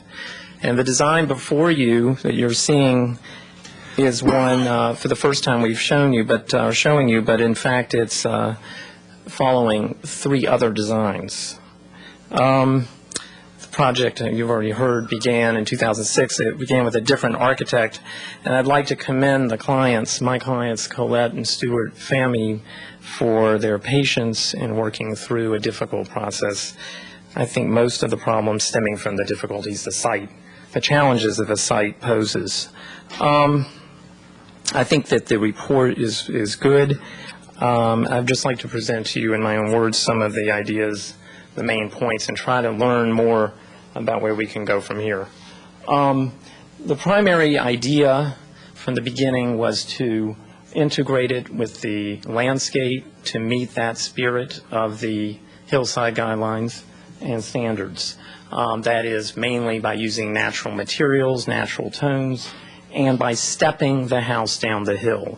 I think the best demonstration of that is probably in this view from the street. We were faced with a situation where we looked for the LRDA, and the staff has said that they recognize there's limited LRDA, but they still feel that we should try to locate it in as much area that is not in the LRDA as possible. I must say that this is one of those situations which is just impossible. There is no such thing, really. The only area that's 15 degrees, from 15 degrees to 30 degrees sloping is within the setback. After that, all of the slope is greater than 30.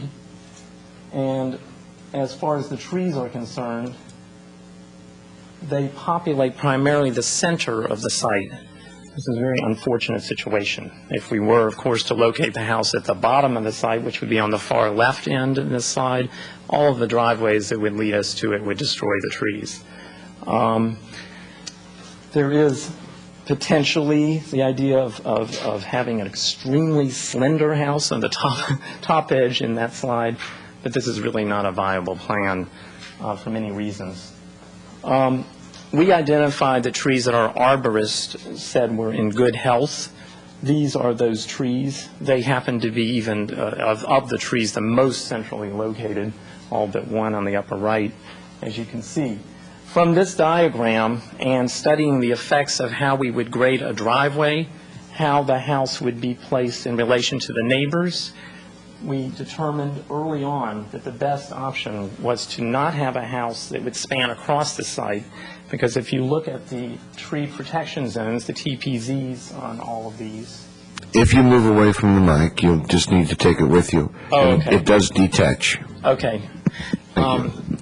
If we look at the way the TPZs, which are these large circles, are organized, it is very difficult. I wish I had a pointer. Very difficult to put a house anywhere in this direction without doing tremendous harm to those zones. Indeed, from my looking at this project over the last 2 years, the most trees that I can salvage of the good ones, and this is 4 out of 6 of them, the green ones, is a solution where the house is primarily in the area that I'm showing it to be in now. We do also save a tree which is presently already damaged and not regarded to be in good health in the arborist report. All of the other trees are regarded to be in poor health in the arborist report that we have.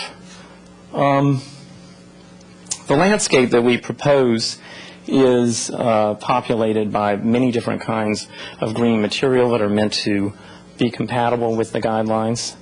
The area that we are grading is, as to the greatest extent possible, internal to the footprint of the house. However, of course, as you've already heard, there's a dispute about whether this could be regarded as to be internal to the footprint of the house. This area in the report is regarded to be more viably considered to be within the guidelines than this one, which is regarded to be potentially too large, as Joel has already said. But the idea of having that courtyard was, of course, to make more viable the space in the house. This will be the smallest house on the street except for one. And I should point out that there is an error in the report. We are not asking for a house of 5,233 square feet. Rather, we're asking for a house of 4,780, and that is below the 4,800 maximum that is to include the garage. I think there was just an error in that the garage's square footage was added on to the total by mistake in the report. In one other part of the report, it was not added on, so there was just some confusion. But in fact, the total square footage is 4,780, and as I said, that makes it the smallest except for one house. The intent was, as I've said, also to locate in such a way that the driveway would do minimal harm to the site. This is very difficult to put a driveway anywhere along this edge except in this area. But there are consequences to put it here that I'll explain in a minute that make that not a viable option for a house, because it produces a house where a driveway intrudes more deeply and other damage is done, and grading has to be done as it proceeds. And we can't build the house on this side because of the slope becoming so precipitously steep. The slope on the site is diagonal, really, to the shape of the site. This is the smallest possible driveway. It's literally the shape of a hyperbolic paraboloid. It slopes up on this side and, up on this side and down on this side, but never more than 15 degrees. And it allows us to have the least impervious area dedicated to driving on the site. The issue of how to contain the house in a narrow band to one side of the central row of trees or the other, this is really the key question. The argument that I would like to present is the following. In the guidelines, the spirit, it seems to me, of the intent of having the houses from viewing platforms be, observed in that way in order to test their impact.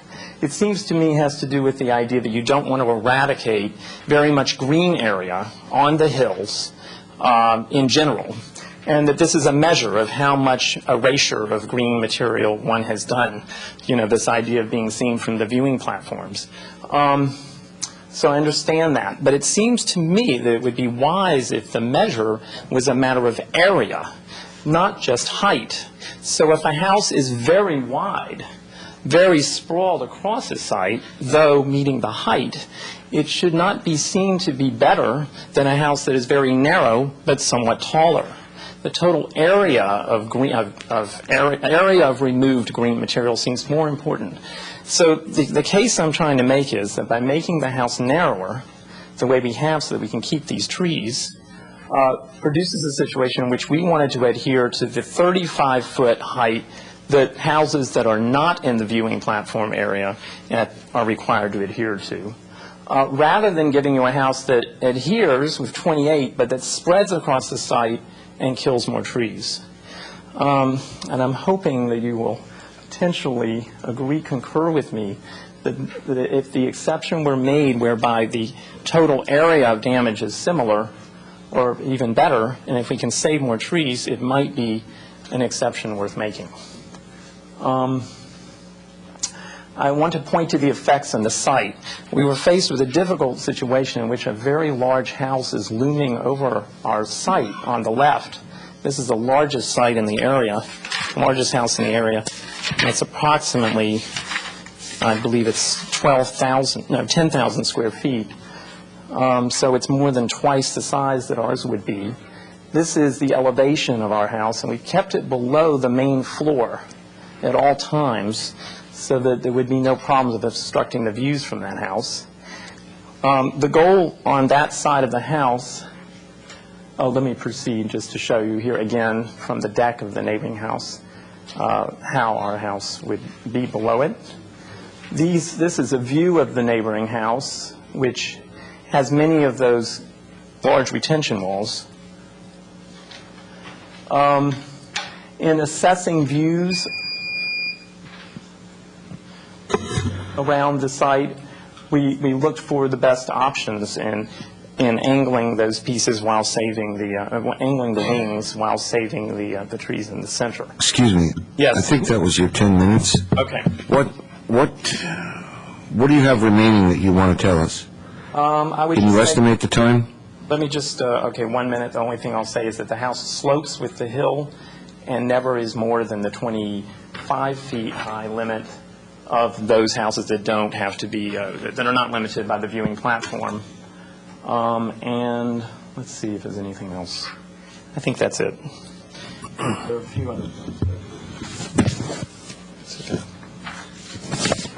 Thank you. Very interesting presentation. Thank you very much. I have questions for the speaker? Yes. Yes, Commissioner. I wonder if you could address the question of the terrace grotto area reflecting pool that was brought up beforehand. I didn't hear you talk about your argument for it. So if you could really briefly tell me what your position is on that. The idea is to create this sort of sequestered area and to have the rest of the house not present night lights that would be seen from neighbors, to really give the outside of the house a stone wall which is very low on the perimeter, seeming almost like retaining walls for landscape, but really they're the house walls. And then this interior I regarded to be the kind of sunken courtyard we talked about, but there hadn't been specified, or we hadn't discussed how large it could be. I had hoped that that could be cellar, viable cellar space, where of course we want to have some cellar. 2,200 I think is the amount. We reduced that dramatically. There was a lot of concern expressed by the neighbors, so we reduced the amount of cellar significantly. That's 2,800 now. But the idea of having a pool in this area, not a swimming pool, but a shallow pool, to create this very kind of internal and beautiful space, because otherwise it's just a hole in the ground. Well, this was what it was. Thank you. Commissioner O'Donnell. I think I have a fairly simple question. When you told us the square footage, and there had been an inadvertent error in listing it, I didn't follow it all, and I assumed you would be talking about page 4, perhaps, of the staff report, where they give the house size, the garage size, and the total. And you gave us a total of, I think it was a total of 4780. Yes. So working backwards, and maybe that's where I'm wondering if I misunderstood, what's the house size? If you add, then you have the cellar space, which is 2884 in addition to that, if you want to call that. No, my question is more narrow. If you look at these columns, and I just want to make sure I'm putting the 4780 in the right column, is that house size or total size? Total size. So then what is the house size? It is 4380?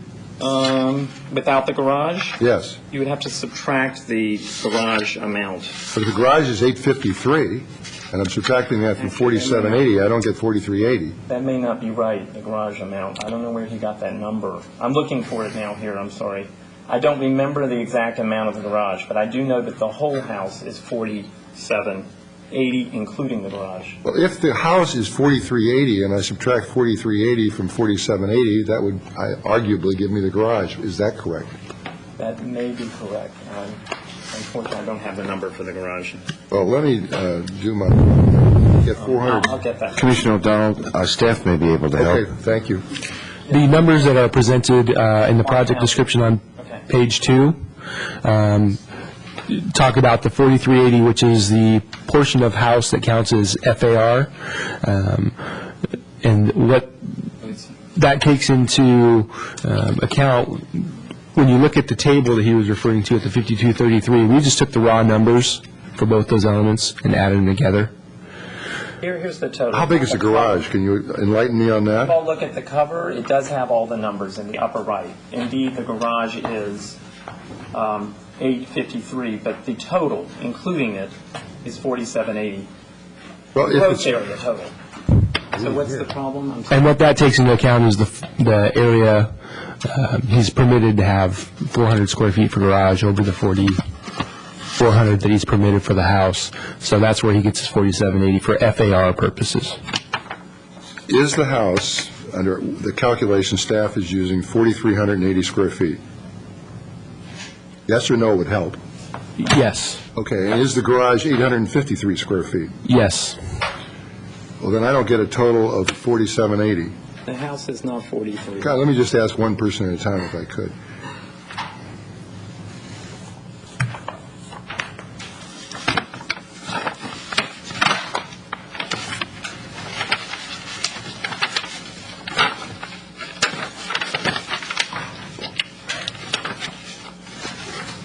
If you don't know, that's okay. I'll go back and maybe the architect has a... I do know, but... Please. Yes. You will have to subtract from 4780. You will have to subtract from it the garage square footage of 853, and you will then have the entire space. And I'm sorry, my head isn't doing the subtraction. 3927? That quickly for you, but if I had a calculator, I would do it. I'd get 3927 if my math were correct. Yes, that should be what it is. I've added every floor here. The first floor is 541, the second is 2,026, the third is 1,360, and the garage is 853. Well, the house is somewhere between 3,500 and 3,900 square feet, I think is what we've arrived at. Yeah, the house is your numbers are right, 3927, plus we add 453 square feet of the 853 square foot garage, which gets us to the 4380. Because we add anything over 400 square feet of garage I got it. to the house. I got it. It counts the house. So part of the garage is counting as the house. I'm correct. I got it now. I see what you're doing. I understand. I concur. So that the final total inclusive. Okay, when we look at the column, however, I just want to know so I can have a comparison. We've been told that this is the next to the smallest house in the neighborhood, and the only place I have the neighborhood sizes shows a house that the biggest at 9305 and the smallest at 3896. And maybe what we're saying is it's slightly smaller than 3896. Is that it? I was going by the total. I'm sorry. I should have been clearer. Well, but It would be the I assume this is staff's table? Yes, it is. And I'm just trying to understand it. It's either 4380 as you show, or it isn't 4380. And if it isn't 4380, then I'll put a number in, but I want to know whether it's the second smallest house or not. That's all. That is probably an error. Okay, Okay, then what number I should will, I I will use? get back to you and get that information for you. Okay, thanks very much. Other questions? Commissioner Saya? There were two things that you had said during your presentation that I just would like for you to clarify. You mentioned that you have decreased the amount of cellar square footage? From an earlier design. Now, this current design, though, is 2884, the one you're looking at. Okay, so this is what, and then you also mentioned at the end that, I heard something about 25 feet in height. Yes. In the section, the house doesn't exceed 25 feet. Though that's not the cumulative. The cumulative is 35, but Correct. But you said that there are portions, I heard 25, so I'm just trying to figure out what's the 25? 25, there's a section of the house, it's on a sheet called Sheet 7, and you'll see that the house is always below 25 feet. Oh, I From see, grade. above grade. Huh? Yes, I'm Okay, sorry, from okay. grade, yes. Thank you. Other questions for the speaker? Good, thank you. I call Juliet Davis.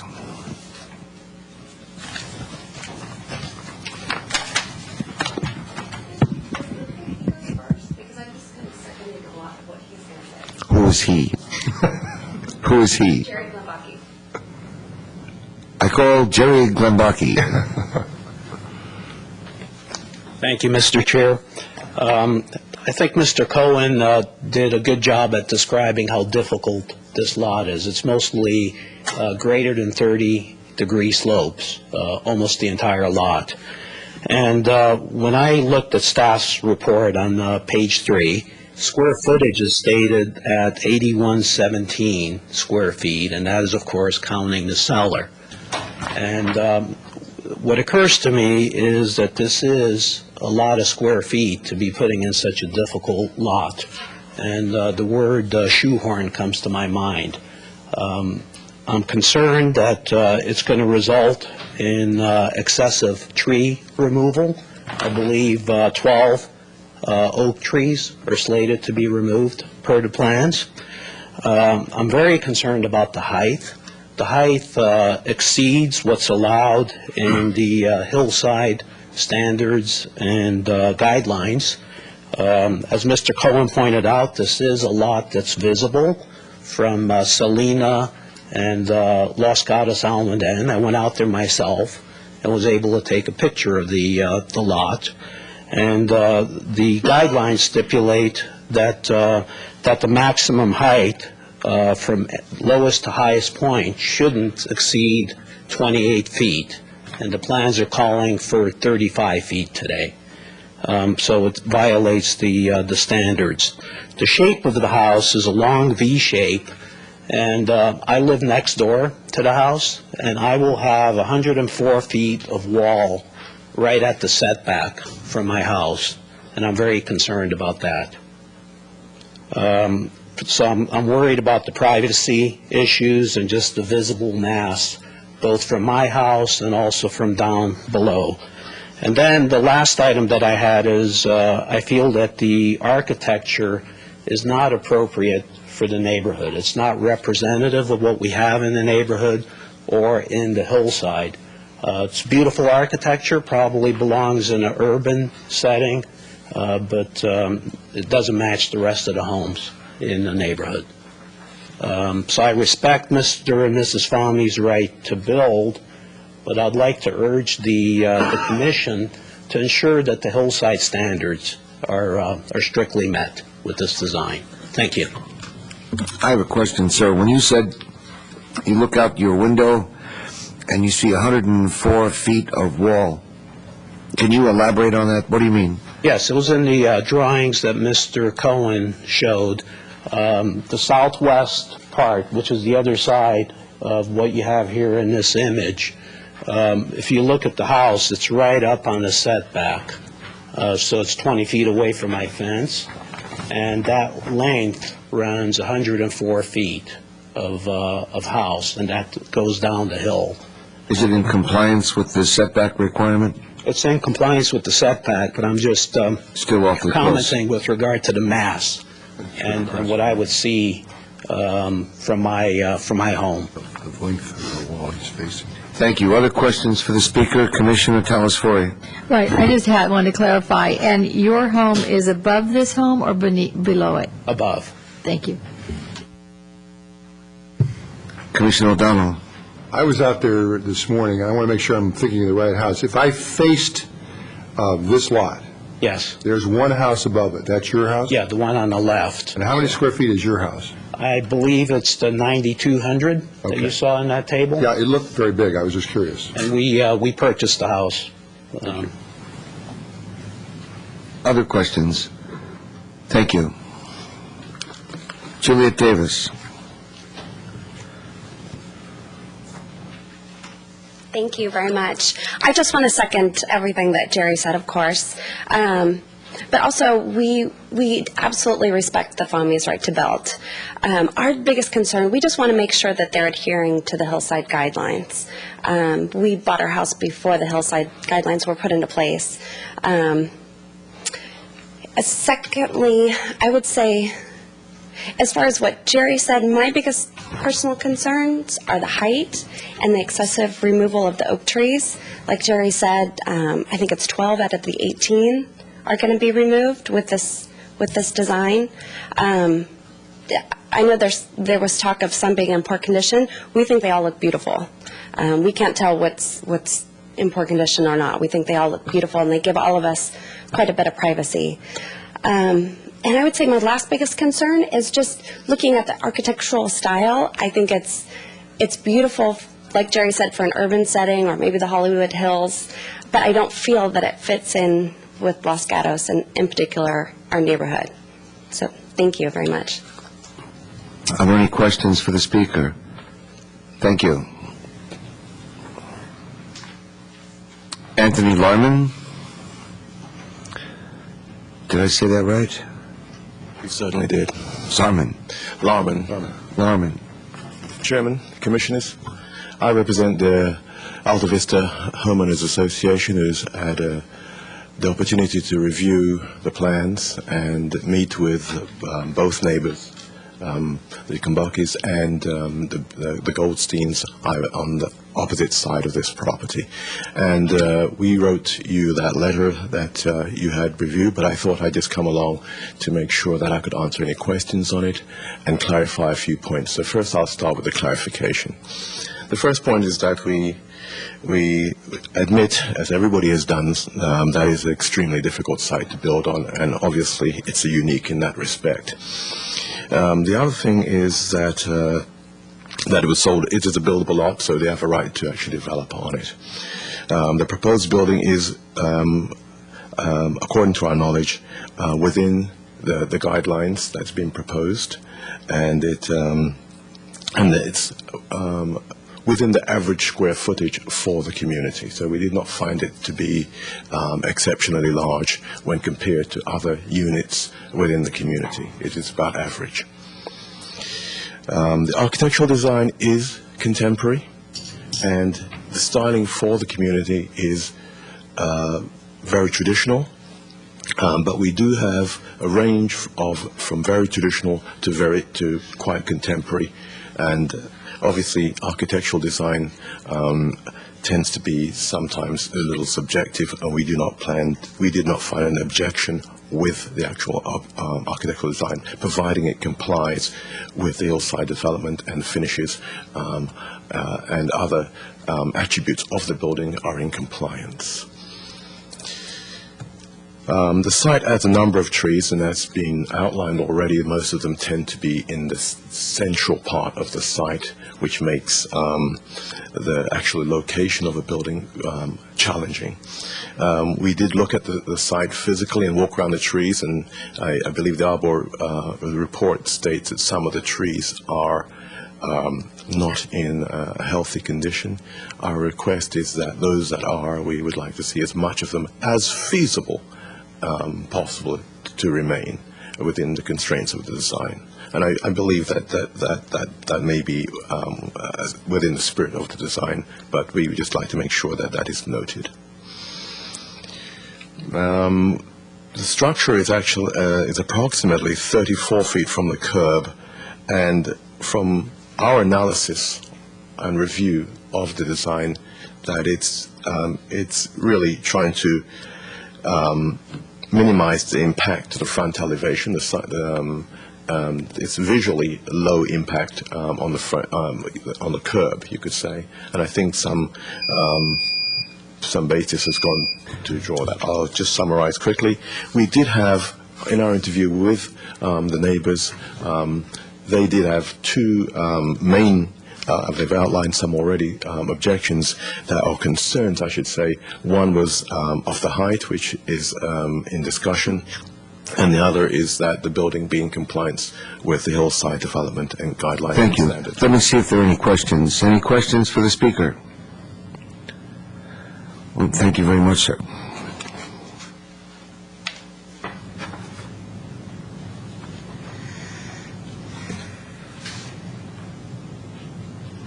Mr. Cohen, if you would like to rebut.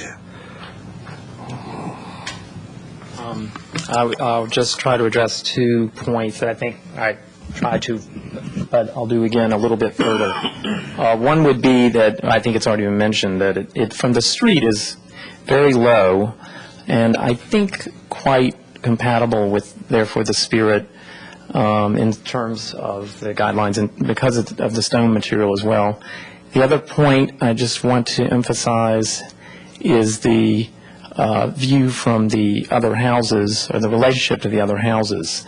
Though there is concern expressed about the way it would be seen here, I should mention there's a fence here, and then in my analysis of the house, none of our house would even be visible, actually, almost none. It starts at 3 feet above grade, our house, the elevation there.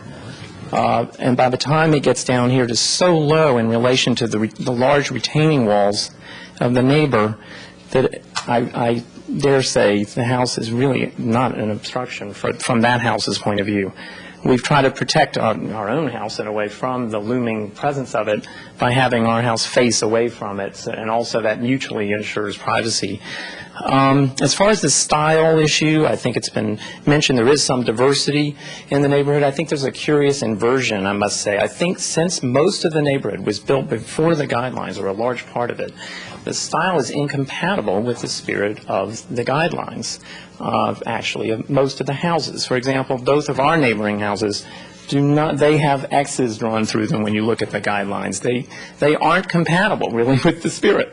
Our house, I believe, is more compatible with the spirit than this type of house, which is what we have too much in the neighborhood now. So the curious thing is, the very house that is being said not to fit in is the one that meets the spirit the most, by virtue of its natural materials, by virtue of the way it slopes and steps down the hill. It's a problem. But there are diverse enough houses that I think it doesn't entirely not fit in, I mean, at least. The last point I want to make is I'm hoping I can learn something about your view on the main matters of concern. I think there is a lot of grading. I myself will raise it just so I can get a better clarity from you on it.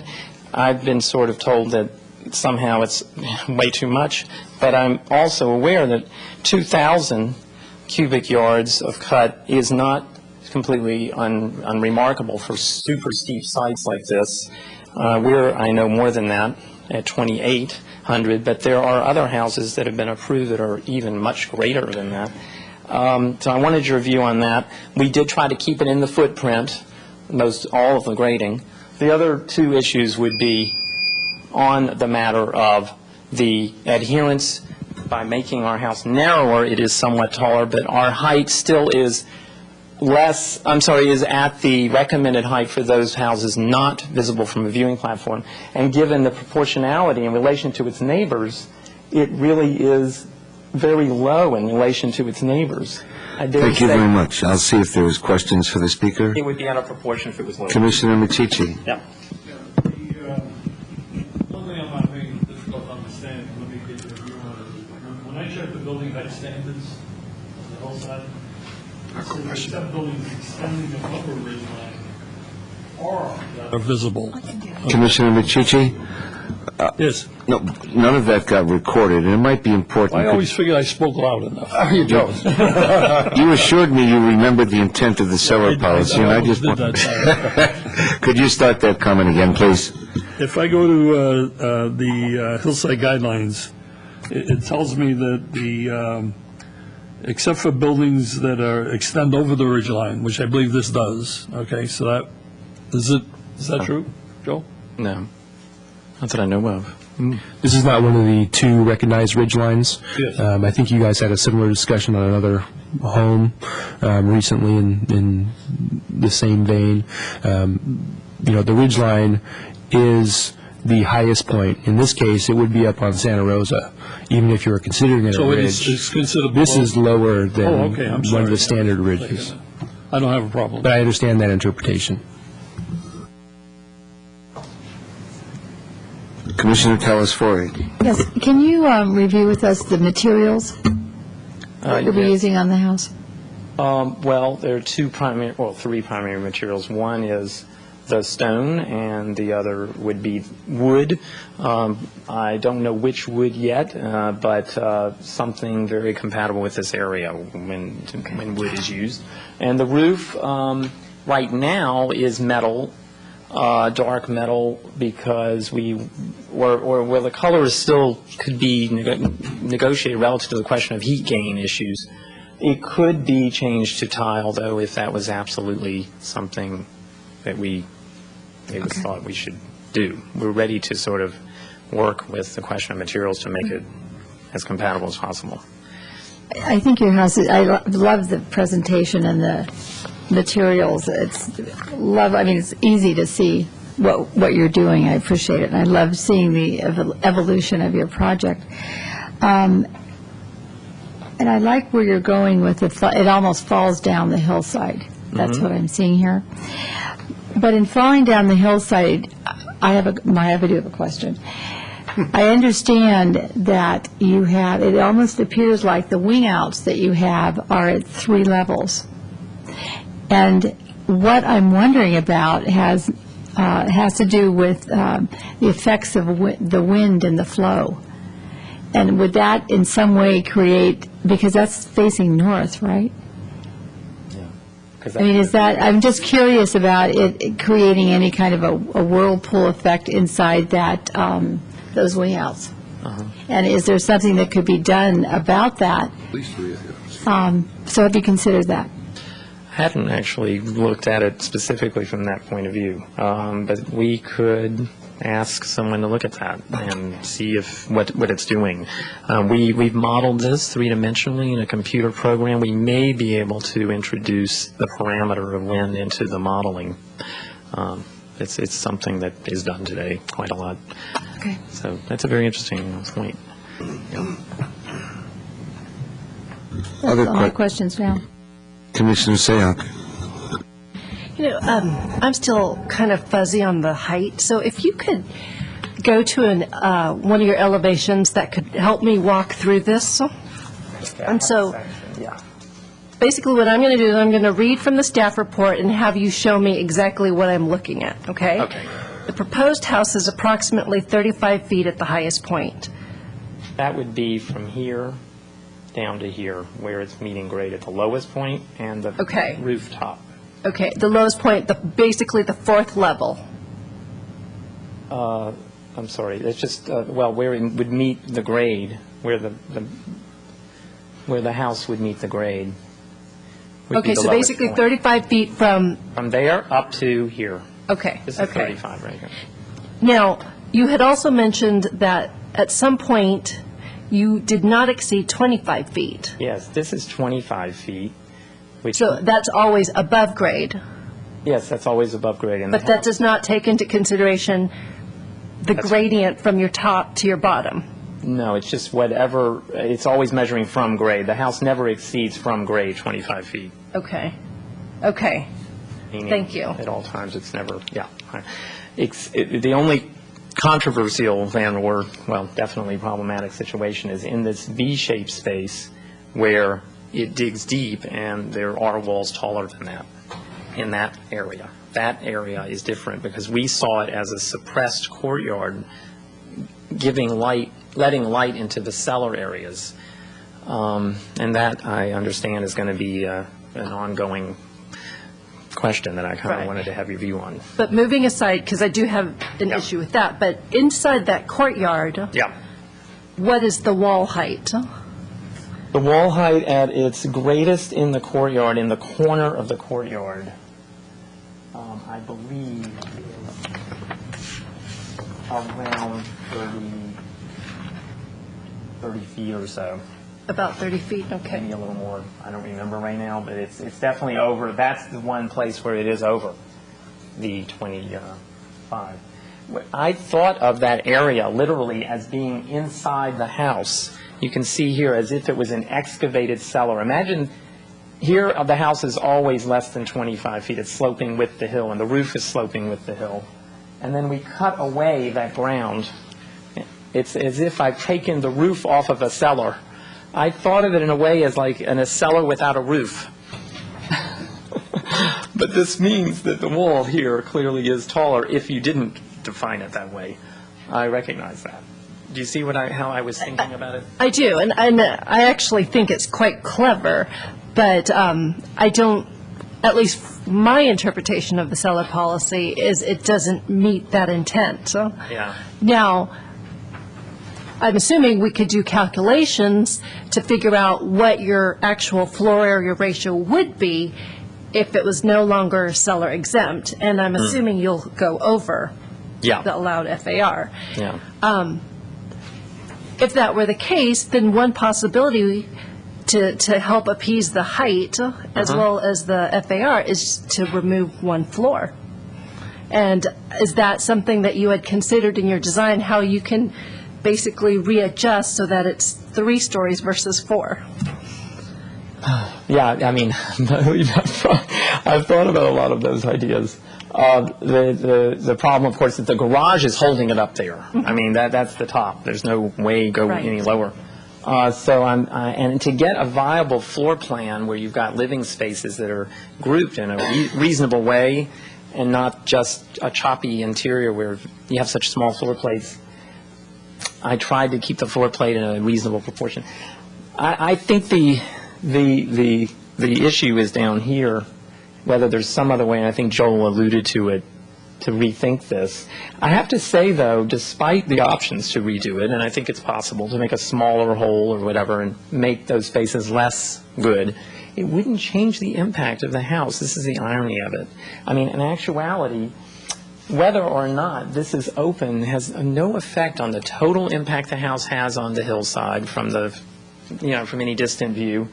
And it only hurts this house and helps no one. It's very interesting in that sense, I must say. I mean, it just would make it meet the letter of the law, but it wouldn't change the degree to which it meets the spirit, in my opinion. I'm just telling you my opinion on that level, but I'll try to show you a view that I think demonstrates that. There's a view of it, and if we did fill that up, if we filled up that courtyard, it would basically still look like this, because this is this grotto terrace which covers up a lot of that sunken courtyard. The courtyard that's relieving the cellar is behind this retaining area. It's literally lower than this terrace on this edge. So this terrace is higher than that sunken courtyard. See this terrace here? So even if we filled the sunken courtyard, it wouldn't help anyone. It would just hurt the house. Well, you can. Okay. Good. Commissioner O'Donnell. I have a question, and I will first direct it to staff, and then depending what they tell me, I'll come back to you. When you look at the hillside development standards and guidelines, and you look at E, building height, there is a statement in paragraph 5 that says 3-story elevations are prohibited. Now, it doesn't say 4 stories are prohibited, but if one assumes that 3 stories are prohibited, how are we're all kind of ignoring that, I think. I'm calling it 2 stories because... that does it. You only see 2. No, you only see 2. The third one is hidden because... Well, it doesn't say 3-story elevations which can be seen are prohibited. That's a very good point. No, And you think it's 3, not 4, is that right? No, I think it's 2. I think it's 2. Okay, well, let's get, I'm looking at... They want 2, and it is 2. I'm looking The at third one 14. is concealed. I'll look at drawing 14, and you must have something which would approximate that. And would you take me through it and show me why I can't count? I don't know how you get 2 out of that. You want to go back to the area issue? I want to go back to a side view where you can see it going down the hill, and you can see the interior. So, for example, you see the garage and the various levels, and I don't get 2. No, I mean 2 stories elevation. In other words, what they don't want to see is anything greater than a 2-story elevation, is my understanding. And so the house is always 2 stories tall. I mean, never greater than 2 stories tall, usually less than 2 stories tall, by the way. Here's where it's 2 stories tall. But when we dig in here, it would seem to be that it's 3 stories tall. However, since these terraces rise to this level on the outside of the house, here's the terrace, you don't see this 3rd story down here from across the valley. This is the story that's the added 3rd story. In other words, we have 2 above and 1 below, but the 1 below is concealed by the terracing landscape. That's all I'm arguing. So therefore, in terms of impact, it's 2. It's still a 2-story impact. Let me ask you this then. I mean, it does say 3-story elevations. It doesn't say 3 stories are prohibited. It says 3-story elevations. Yeah. And I understand your answer. I guess the question I would ask staff is, if I go in and dig a big enough hole, it sounds like I can have a non-3-story elevation and have a 6-story building. Yeah. I mean, it just depends on the size of the hole, right? That's true. Okay. Thank you. That was the discovery. You satisfied with that? Commissioner Jensen? No, this is a discussion, so I'm going to mull that one over. This is a question for staff, and I guess I don't know if you can answer it or not. The piece of pie that's the sunken terrace, if it were filled in with no windows and a retaining wall, would it be a cellar that didn't count for square footage? So if you just filled it in and made it be a cement wall, would it not be an issue? It would not be an issue. So ignoring the design considerations of what he's done, we would just fill it in and then it wouldn't be an issue, but because he's made a V to try to lessen the impact, now it's an issue? That is what staff wants to get direction on. You know, this is an interesting scenario. If you look at the wedge that he's taking out, like I stated before, he theoretically could, cut out a smaller piece of pie, which we could then consider, more of an outdoor patio, subterranean patio up at the conjunction of those 2 wedges, and then do light wells for the other windows, which again would be retaining walls, and then it would meet the 4 feet, as I believe you have an illustration where that 4-foot mark is from where existing grade is. But you are correct that he theoretically could just fill that back in with dirt, because when we look at cellar, we're typically looking at finished or existing grade, whichever grade's higher in that case. Commissioner Micciche. So I think what I'm hearing is that if I start with a light well, and then I build a thresholded light well, and now I extend it further, I'm not violating anything. I'm not adding a floor to it. Is that what I'm hearing? In other words, if I start with a very small light well, right, which is allowable, right, and it can go all the way to the bottom of the cellar, correct? And I start extending it outward, then is there any restriction on how long that extension can be? And that's the question we're kind of asking: is this scenario appropriate? Because that's what he's kind of done by pushing that, as he said, the terrace out to that outer level, and then again you see from straight on, you get kind of a 2.5. We don't have a rule that says how wide the light well can be, right? We typically want the light wells to be minimum, but there's also a provision in the cellar policy for subterranean patios. Okay. Right. Commissioner O'Donnell.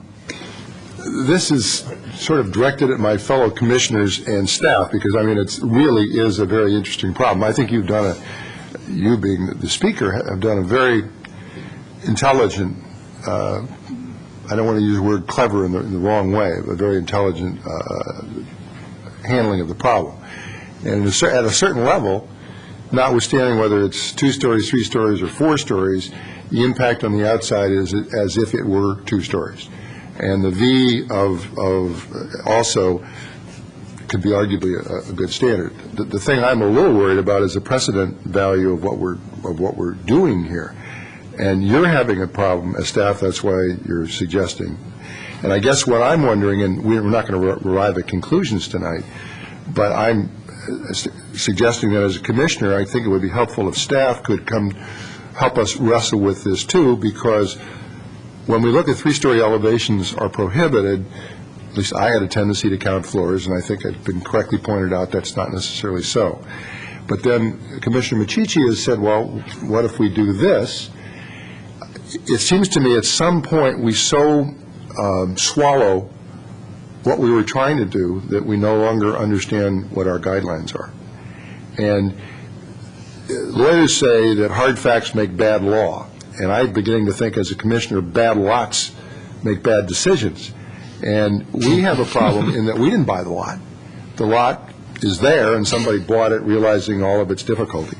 And I'm just hoping that at the end of this, after the study session, after you folks have a chance to relate to it, and after I hear from my fellow commissioners, we can not only decide, hey, this is a great design, it doesn't do violence to anything, and we ought to do it, but we also have to decide 6 months from now or 3 months from now when somebody comes in and says, you did this, now I want to do that, that we aren't walking down the wrong path. So I'm asking staff to explore with us, with your experience, if we do some of these things, and we talk about this being a 2-story elevation, notwithstanding one can count 3 to 4 stories, where do we go with that? And also this idea of the V-shaped, arguably subterranean patio, which just happens not to be subterranean anymore, how we deal with that. Because one of the things I want to be hesitant to do is to say, because you have a very difficult lot, we're going to ignore things that we would not ignore if you'd bought a good lot. So that's some thought process I just wanted to throw out. And if any of my fellow commissioners have some thoughts on that, now would be the time to perhaps talk about it. And when we ultimately consider this, I'd sure like to get some input from staff on what we're all agreeing that it's a difficult problem. Thank you. Well put. I saw some other hands up. Commissioner Sayoc, did I see your hand go up?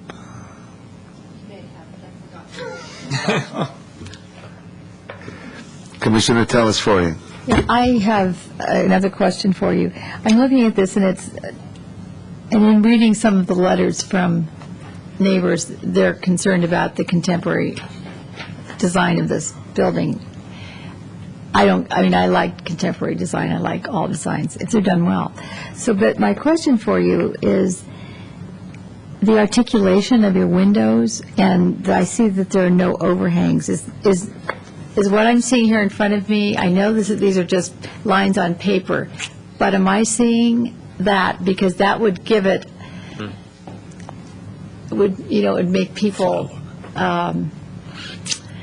say that it looks like, a block building, what I'm saying? Are you referring to the lintel over the window? Pardon me? You're referring to the lintel over the window? I'm referring to the fact that there's no mullions. And there's no inset, and there's no overhangs of the roof, and things that would soften it and perhaps, not, make it fit more, as I've heard tonight, into the neighborhood.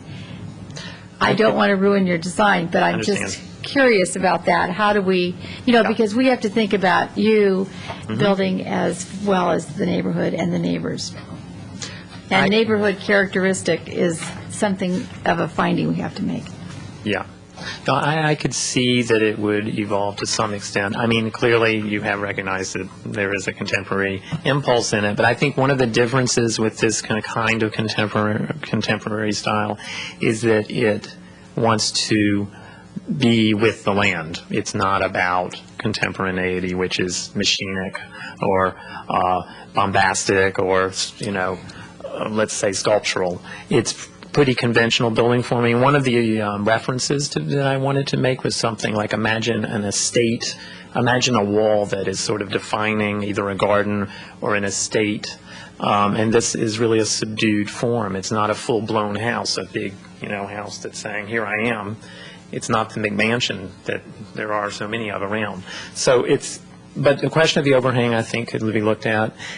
I think it needs more tectonic texture. Thank you. Yeah. Other comments, questions? Commissioner Sayak? I'm just going to go through the list that the staff provided just to try and help you as you move forward. There was some discussion about architecture, and I actually like your design. I think it does blend well with the hillside. So the proposed architecture and the materials, based on what I've seen tonight, I'm comfortable with it continuing forward along that direction. As I've said, I am still uncomfortable about the overall height and the idea that this pie is a cellar. And I understand, it's I'll use the word clever. I think it's clever in that from the valley you're going to see 2 floors, but you were here today. We're having this discussion of what's intent, what's the letter of the law, and the letter of the law is the letter of the law. And when we have certain verbiage that says prohibit, we have to take that very seriously. So when this does return, I'd like to see somehow if that could be reduced so that you still utilize that space and that design, but you reduce that height. Can I just say one really hardest part of this is the reduction of the total cumulative height. If we have to reduce from 35 to something less, exponentially shrinks the wings of the house in plan very rapidly. Every foot you remove, you're removing 3 or 4 feet of the wing. So the house quickly shrinks back. And then the design is over. I'm back at square one.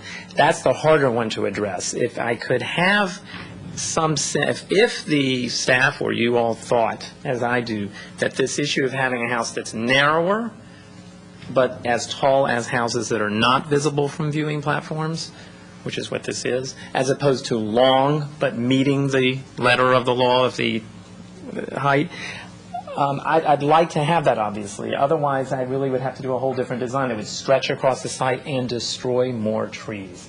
See, from my perspective, the choice that I want to put before you, frankly, is either you're asking me to do another design where I would destroy more trees, or you reconsider this issue of height and width, and you say the issue is impact, and we shouldn't just measure it based on the issue of height. That's how it is right now in the guidelines. It says if you're from a viewing platform, 28 feet is your maximum height, but it should be height and width. It should be total area visible from the viewing platform, but it isn't, unfortunately. So I'm stuck having to make a house very long and killing more trees.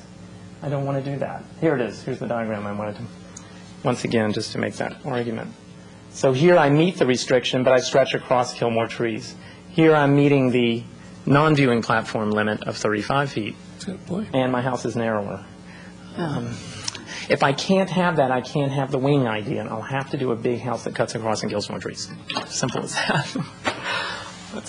That's the problem. This is a study session, and I hate being held hostage. Yeah. Do a different design and don't kill more trees. Wish it was possible. Well, I don't understand. You put us into a bucket of, gee, if I can't get what I want, I'm going to kill more trees, and maybe you won't. I don't know. Other comments? Financial crisis. Commissioner O'Donnell. This is really a question of staff, because you essentially have said, look, I violate the guidelines, but I've got a good reason. And maybe this is a question. Thank you. For Mr. Korb, who's not here, the question really is, guidelines are guidelines, and they're not. It's not like it's an ordinance that says you must do X and Y. It's a guideline. And the question I guess I've got, when something is apparently violative of the guideline, and that's what the applicant says. We don't have to say that. What latitude do we have to say, well, it violates the technical guideline, but by doing so, it meets the spirit of the guideline better than it would if we adhered to the language, the strict language of the guideline? Because this is really kind of loose, and you can say, oh, gee, was a good idea. But so I have a very narrow question. I'm directing it to staff, and if staff wants to direct it to the town attorney. But I would just like to know, jurisdictionally, do we have a right to say, yeah, well, it kind of violates the guideline, but not the spirit, and therefore you can do it? That's the question. That's an interesting question, and we can pose that to the attorney. Most of what we've been talking about, Commissioner, and you probably know this, are standards. The one you read was standards. Was it? Yeah. So our conflict is over imperatives that if we did violate them, we'd be making policy. So it's not likely we're gonna. So that you understand that, again, it's a study session. Guidelines are guidelines, standards are boom, standards. And I don't think you're going to get a lot of flexibility on that here because we don't have the authority. But you will have to violate one, which is you're going to have to allow me to build in the LRDA. I'm sorry, outside the LRDA, because there is no LRDA. You're going to have to let me build in an area that's sloping more than 30%, so you're already going to have to make an exception from get-go. Commissioner Bourgeois. To the standard, I mean. Just to point out that there is, in the Hillside Standards, a way to make exceptions, and we have to find that, and it's the major exceptions, which includes building height, can only be made by Planning Commission or Town Council, and that the burden of proof is on the applicant to show that there are compelling reasons to make the requested deviation. So, I think the evidence we've been hearing is he's making the case, and then we can weigh it, and we can if we find that compelling, we can grant that exception. Is that the provision that continues provided everything else is within the guidelines? Because we've got 4 or 5 exceptions here, John. Point. Commissioner Miccici? I think he makes a good point, because that's what I understood the standards to be, that it's a standard that should be adhered to unless compelling information comes to us that says he can do it. It's like exceeding 6,000 square feet, which is a standard. All right? If he can somebody provide a compelling, and they're very specific in that case, then we can allow over 6,000 square feet, even though it's a standard. Commissioner Bourgeois. I just have a procedural question. I've kind of been sitting back because we're keeping the applicant up here asking questions. Are we entering into just open discussion, or are we just asking questions of the applicant now? I think we're definitely into open discussion, okay. So we can continue in this vein. That being said, I'll put in my 2 cents because I don't really have any questions for the applicant. I think he did a great job in his presentation. The materials were very helpful. And the applicant may sit if he wants and be available for further questions. Okay. All right. One thing I hope I can explain that would take only a few sentences, if I could before we end, it would be useful. I would just like to hear the response on it, either now or later.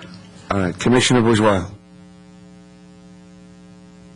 I know when you sent out your email, you had an order in mind. Did you want to go to that, or I'd be happy to?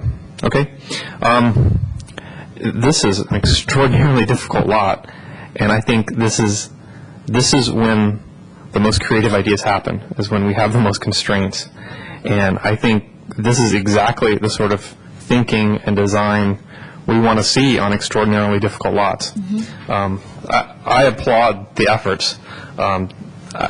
My big concern are tree impacts. I mean, I don't know how you mitigate for a 60-inch oak tree that you're going to take out. I don't know how you do that. These are extraordinary trees, and I'm very concerned about that. And I'm glad to hear that that's what this design is partially taking into account with all the other concerns. The grading exceptions, I mean, when you're building on a 30% slope and you're trying to step down the hillside, you got to move a lot of dirt. I don't really have a lot of problems with the grading exceptions. Architectural materials, I think this is fantastic. I actually agree with the applicant that I think this is more in spirit with the hillside standards than a lot of the existing homes in the area. I think it's very unobtrusive from the street. The natural materials are great. I have a concern about the height, but I understand the argument, and it does not exceed the 35. I think there's a compelling reason. I mean, you'd have to significantly change the house to a completely different style and layout, and I just think this is a very creative design, and I'm, apart from trying to get over the tree impacts, architectural materials, the height variance, I think he's made a compelling case.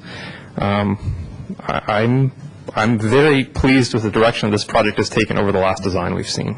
I want to make sure I understand you, Commissioner. You said it's not over the 35, but given that it's a visible project, that the 35 is not 35, it's 18 feet. It's 28. What do we do with that? It's 28.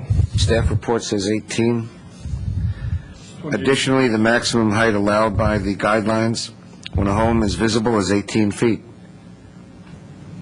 The maximum height is 18, the maximum from lowest to highest is 28. Is the 28 you're referring to? Right. And those standards, again, page 67, I believe, lists height as an exception that may be granted by the commission. Okay. All right, thank you. Commissioner Jensen. In the interest of efficiency, I agree with what Commissioner Bourgeois has said. I also agree with the architect and with the representative of the Homeowners Association, I think it was Mr. Larman. This is a very, very eclectic neighborhood, and having been looking at this neighborhood when it was being built, I hate to say, however long ago it was, every house that came in was controversial, and no house matched another house. So this one actually is more, I think, in compliance with the new hillside design guidelines than a lot of the houses that are up there. It's just that we're used to them now. I think it steps down really nicely. I agree with the tree impacts, and unfortunately, I don't think there's a lot you could do about them. I wanted to specifically address the architect's question about, well, do we care more about impact than height and area or versus narrowness? And since these are guidelines, I have to say that with the design and with the renderings that we have, it makes sense to think of this in terms of narrowness and area and impact vis-a-vis the trees, the grading, and everything else, rather than just a simple, very formulaic height requirement that would spread the impact out. So this commissioner, for what it's worth, thinks that the impact is more important than the height guideline. I also think the same thing with the cellar. We've been discussing cellars a lot, and it seems to me not in keeping with what we're really looking for in cellars. We had a discussion about bulk and mass to say, well, if you fill the wedge in, it's fine, so you have a big wall. But if you don't fill the wedge in, it's a problem. That doesn't make sense to me, because you're creating more bulk and mass if you fill it in. If you do the wedge, which you can't see, which doesn't really impact anyone, it seems to me to make more sense. And if we're dealing with guidelines instead of formulaic rules, which I think we are, then for reducing bulk and mass, not filling in the wedge makes a lot more sense to me. So that's my input on it. Commissioner O'Donnell, do you want to add anything? The only thing I want to add, this has been a very, very interesting and learning experience in a sense, and I appreciate that. When we consider it, when we can take action, Commissioner Bourgeois has correctly pointed out we could make exceptions, but if we make exceptions, then we want to be clear what we're accepting and why we're accepting, so in the future we'll know what we set a precedent for.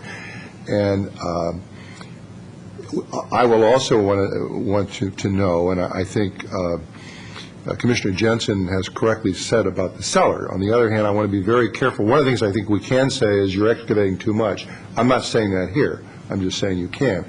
Because at some point you can excavate so that you can make very clever use like this, although here, I'm not saying that.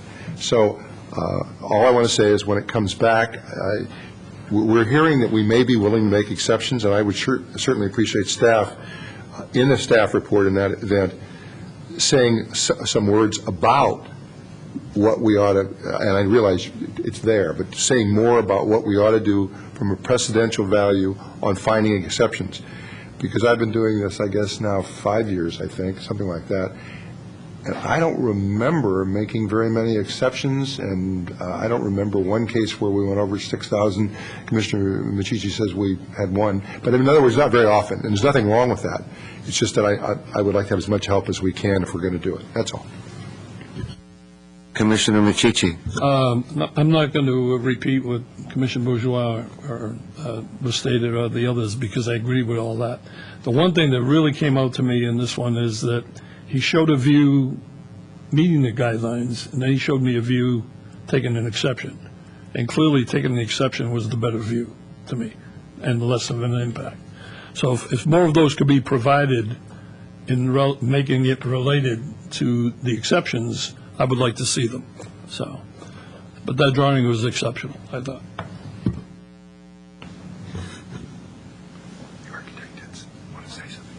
Okay. Commissioner Telesfori. Well, I'll jump in. I have already told you some of my concerns, so I don't think I have to reiterate those. And I'm not going to talk about the cellar anymore. I think you've heard enough about that. I'm probably with my fellow commissioners on that.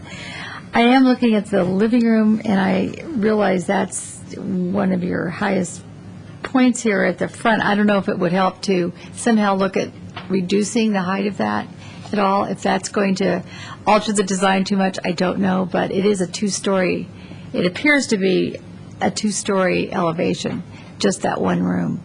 And I don't know if, perhaps that could reduce any visual impact. The windows, I'm sure you will have them tinted. I mean, you have a lot facing out, other places. Very creative, by the way you orchestrated those windows to come out of the building. But nonetheless, they're facing visible platforms, our viewing platforms, and that's a concern. We don't want any of that halo glare. And that's why I brought up the whole idea about articulating those windows and creating an overhang. That's what I would tell anybody. Whatever. I'm not going to tell you how to do it, but I just with that. I'm really okay with the general design. I like the fact that it does fall down. I think it does embrace the hill more than I've seen in a lot of places. I would like it really if you could stick more to the guidelines, but we'll see how that basically comes out. And you did make somewhat of a good case on that, but on the other hand, let's see. All right, I think that's all I have to say. Everybody else said everything. Anyone else? Commissioners? Commissioner Bourgeois? I just wanted to throw in my 2 cents, too, about there was some concern earlier mentioned about the roof type. Yeah. And I think what you're doing, I think the metal seam roof is in line with the style of the home. And I for one, don't have a problem with that, because I know architectural materials were one of the main things we're supposed to discuss. I just want to put my 2 cents in. You heard the other side. I wanted to put my 2 cents in. I think one of the things we haven't discussed, maybe because it's early in the game, and that's sustainability. And we have an Appendix A and an Appendix B on building it green, and also the flora that you would introduce to the area to replace anything you took out. Be guided by those two appendices. I agree, it's an exceptional design. It's one of the most interesting I've seen. But if I had a wish list, it concerns the visibility from the viewpoints in the canyon on the other side, which is why you lose the 35 or the 30-foot provision, and it drops to either 18 or 28, whatever it is. If it were lower and less visible, I'd be inclined to join those permissive commissioners who want to make a deal for a higher purpose. If it complies with visibility, Commissioner Chichi, did you? If it complies with visibility, I think this really outstanding design could carry the day on other exceptions that were needed.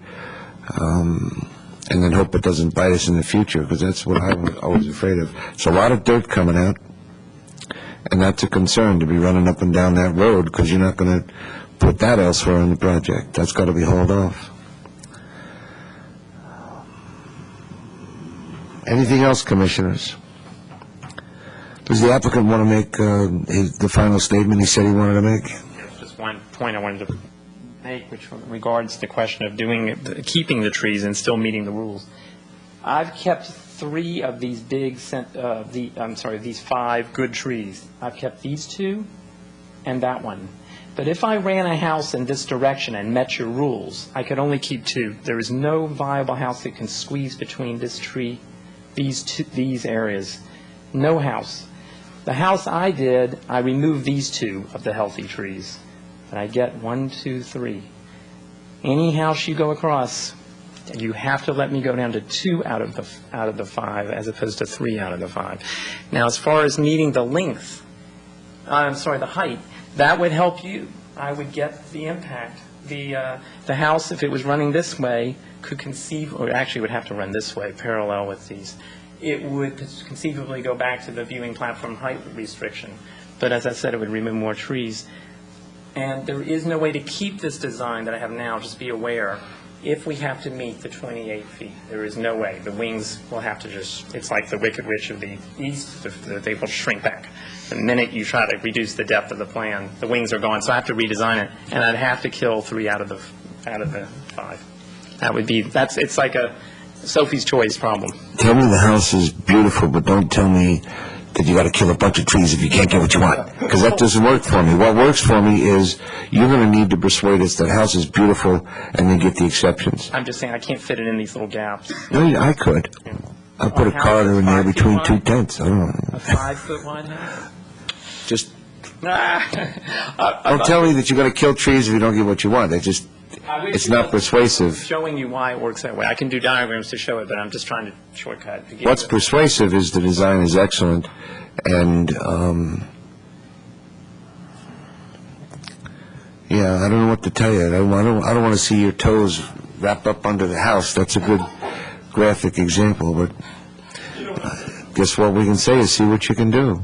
I can try, but I'm just saying you'd have to accept us trees the other way. Any other comments, commissioners? I'm not sure how much guidance we've given you, Mr. Polson, and we've given you a lot to think about and a lot of dilemmas. It's a very difficult site. This is a very radical and interesting design. You see how much of the store we have to give away to get it. But the visibility thing concerns me, and you've heard what concerns the other commissioners. Anything further? Then I'm going to close the study session and reopen the Planning Commission meeting of what, John? What? They told me how to reopen it to close it. Why are you baffled? It does. Well, we haven't had a study session before. And now that the meeting is open, I'm going to adjourn it. Seeing no further business, we're adjourned. All right. Where do you get here, buddy?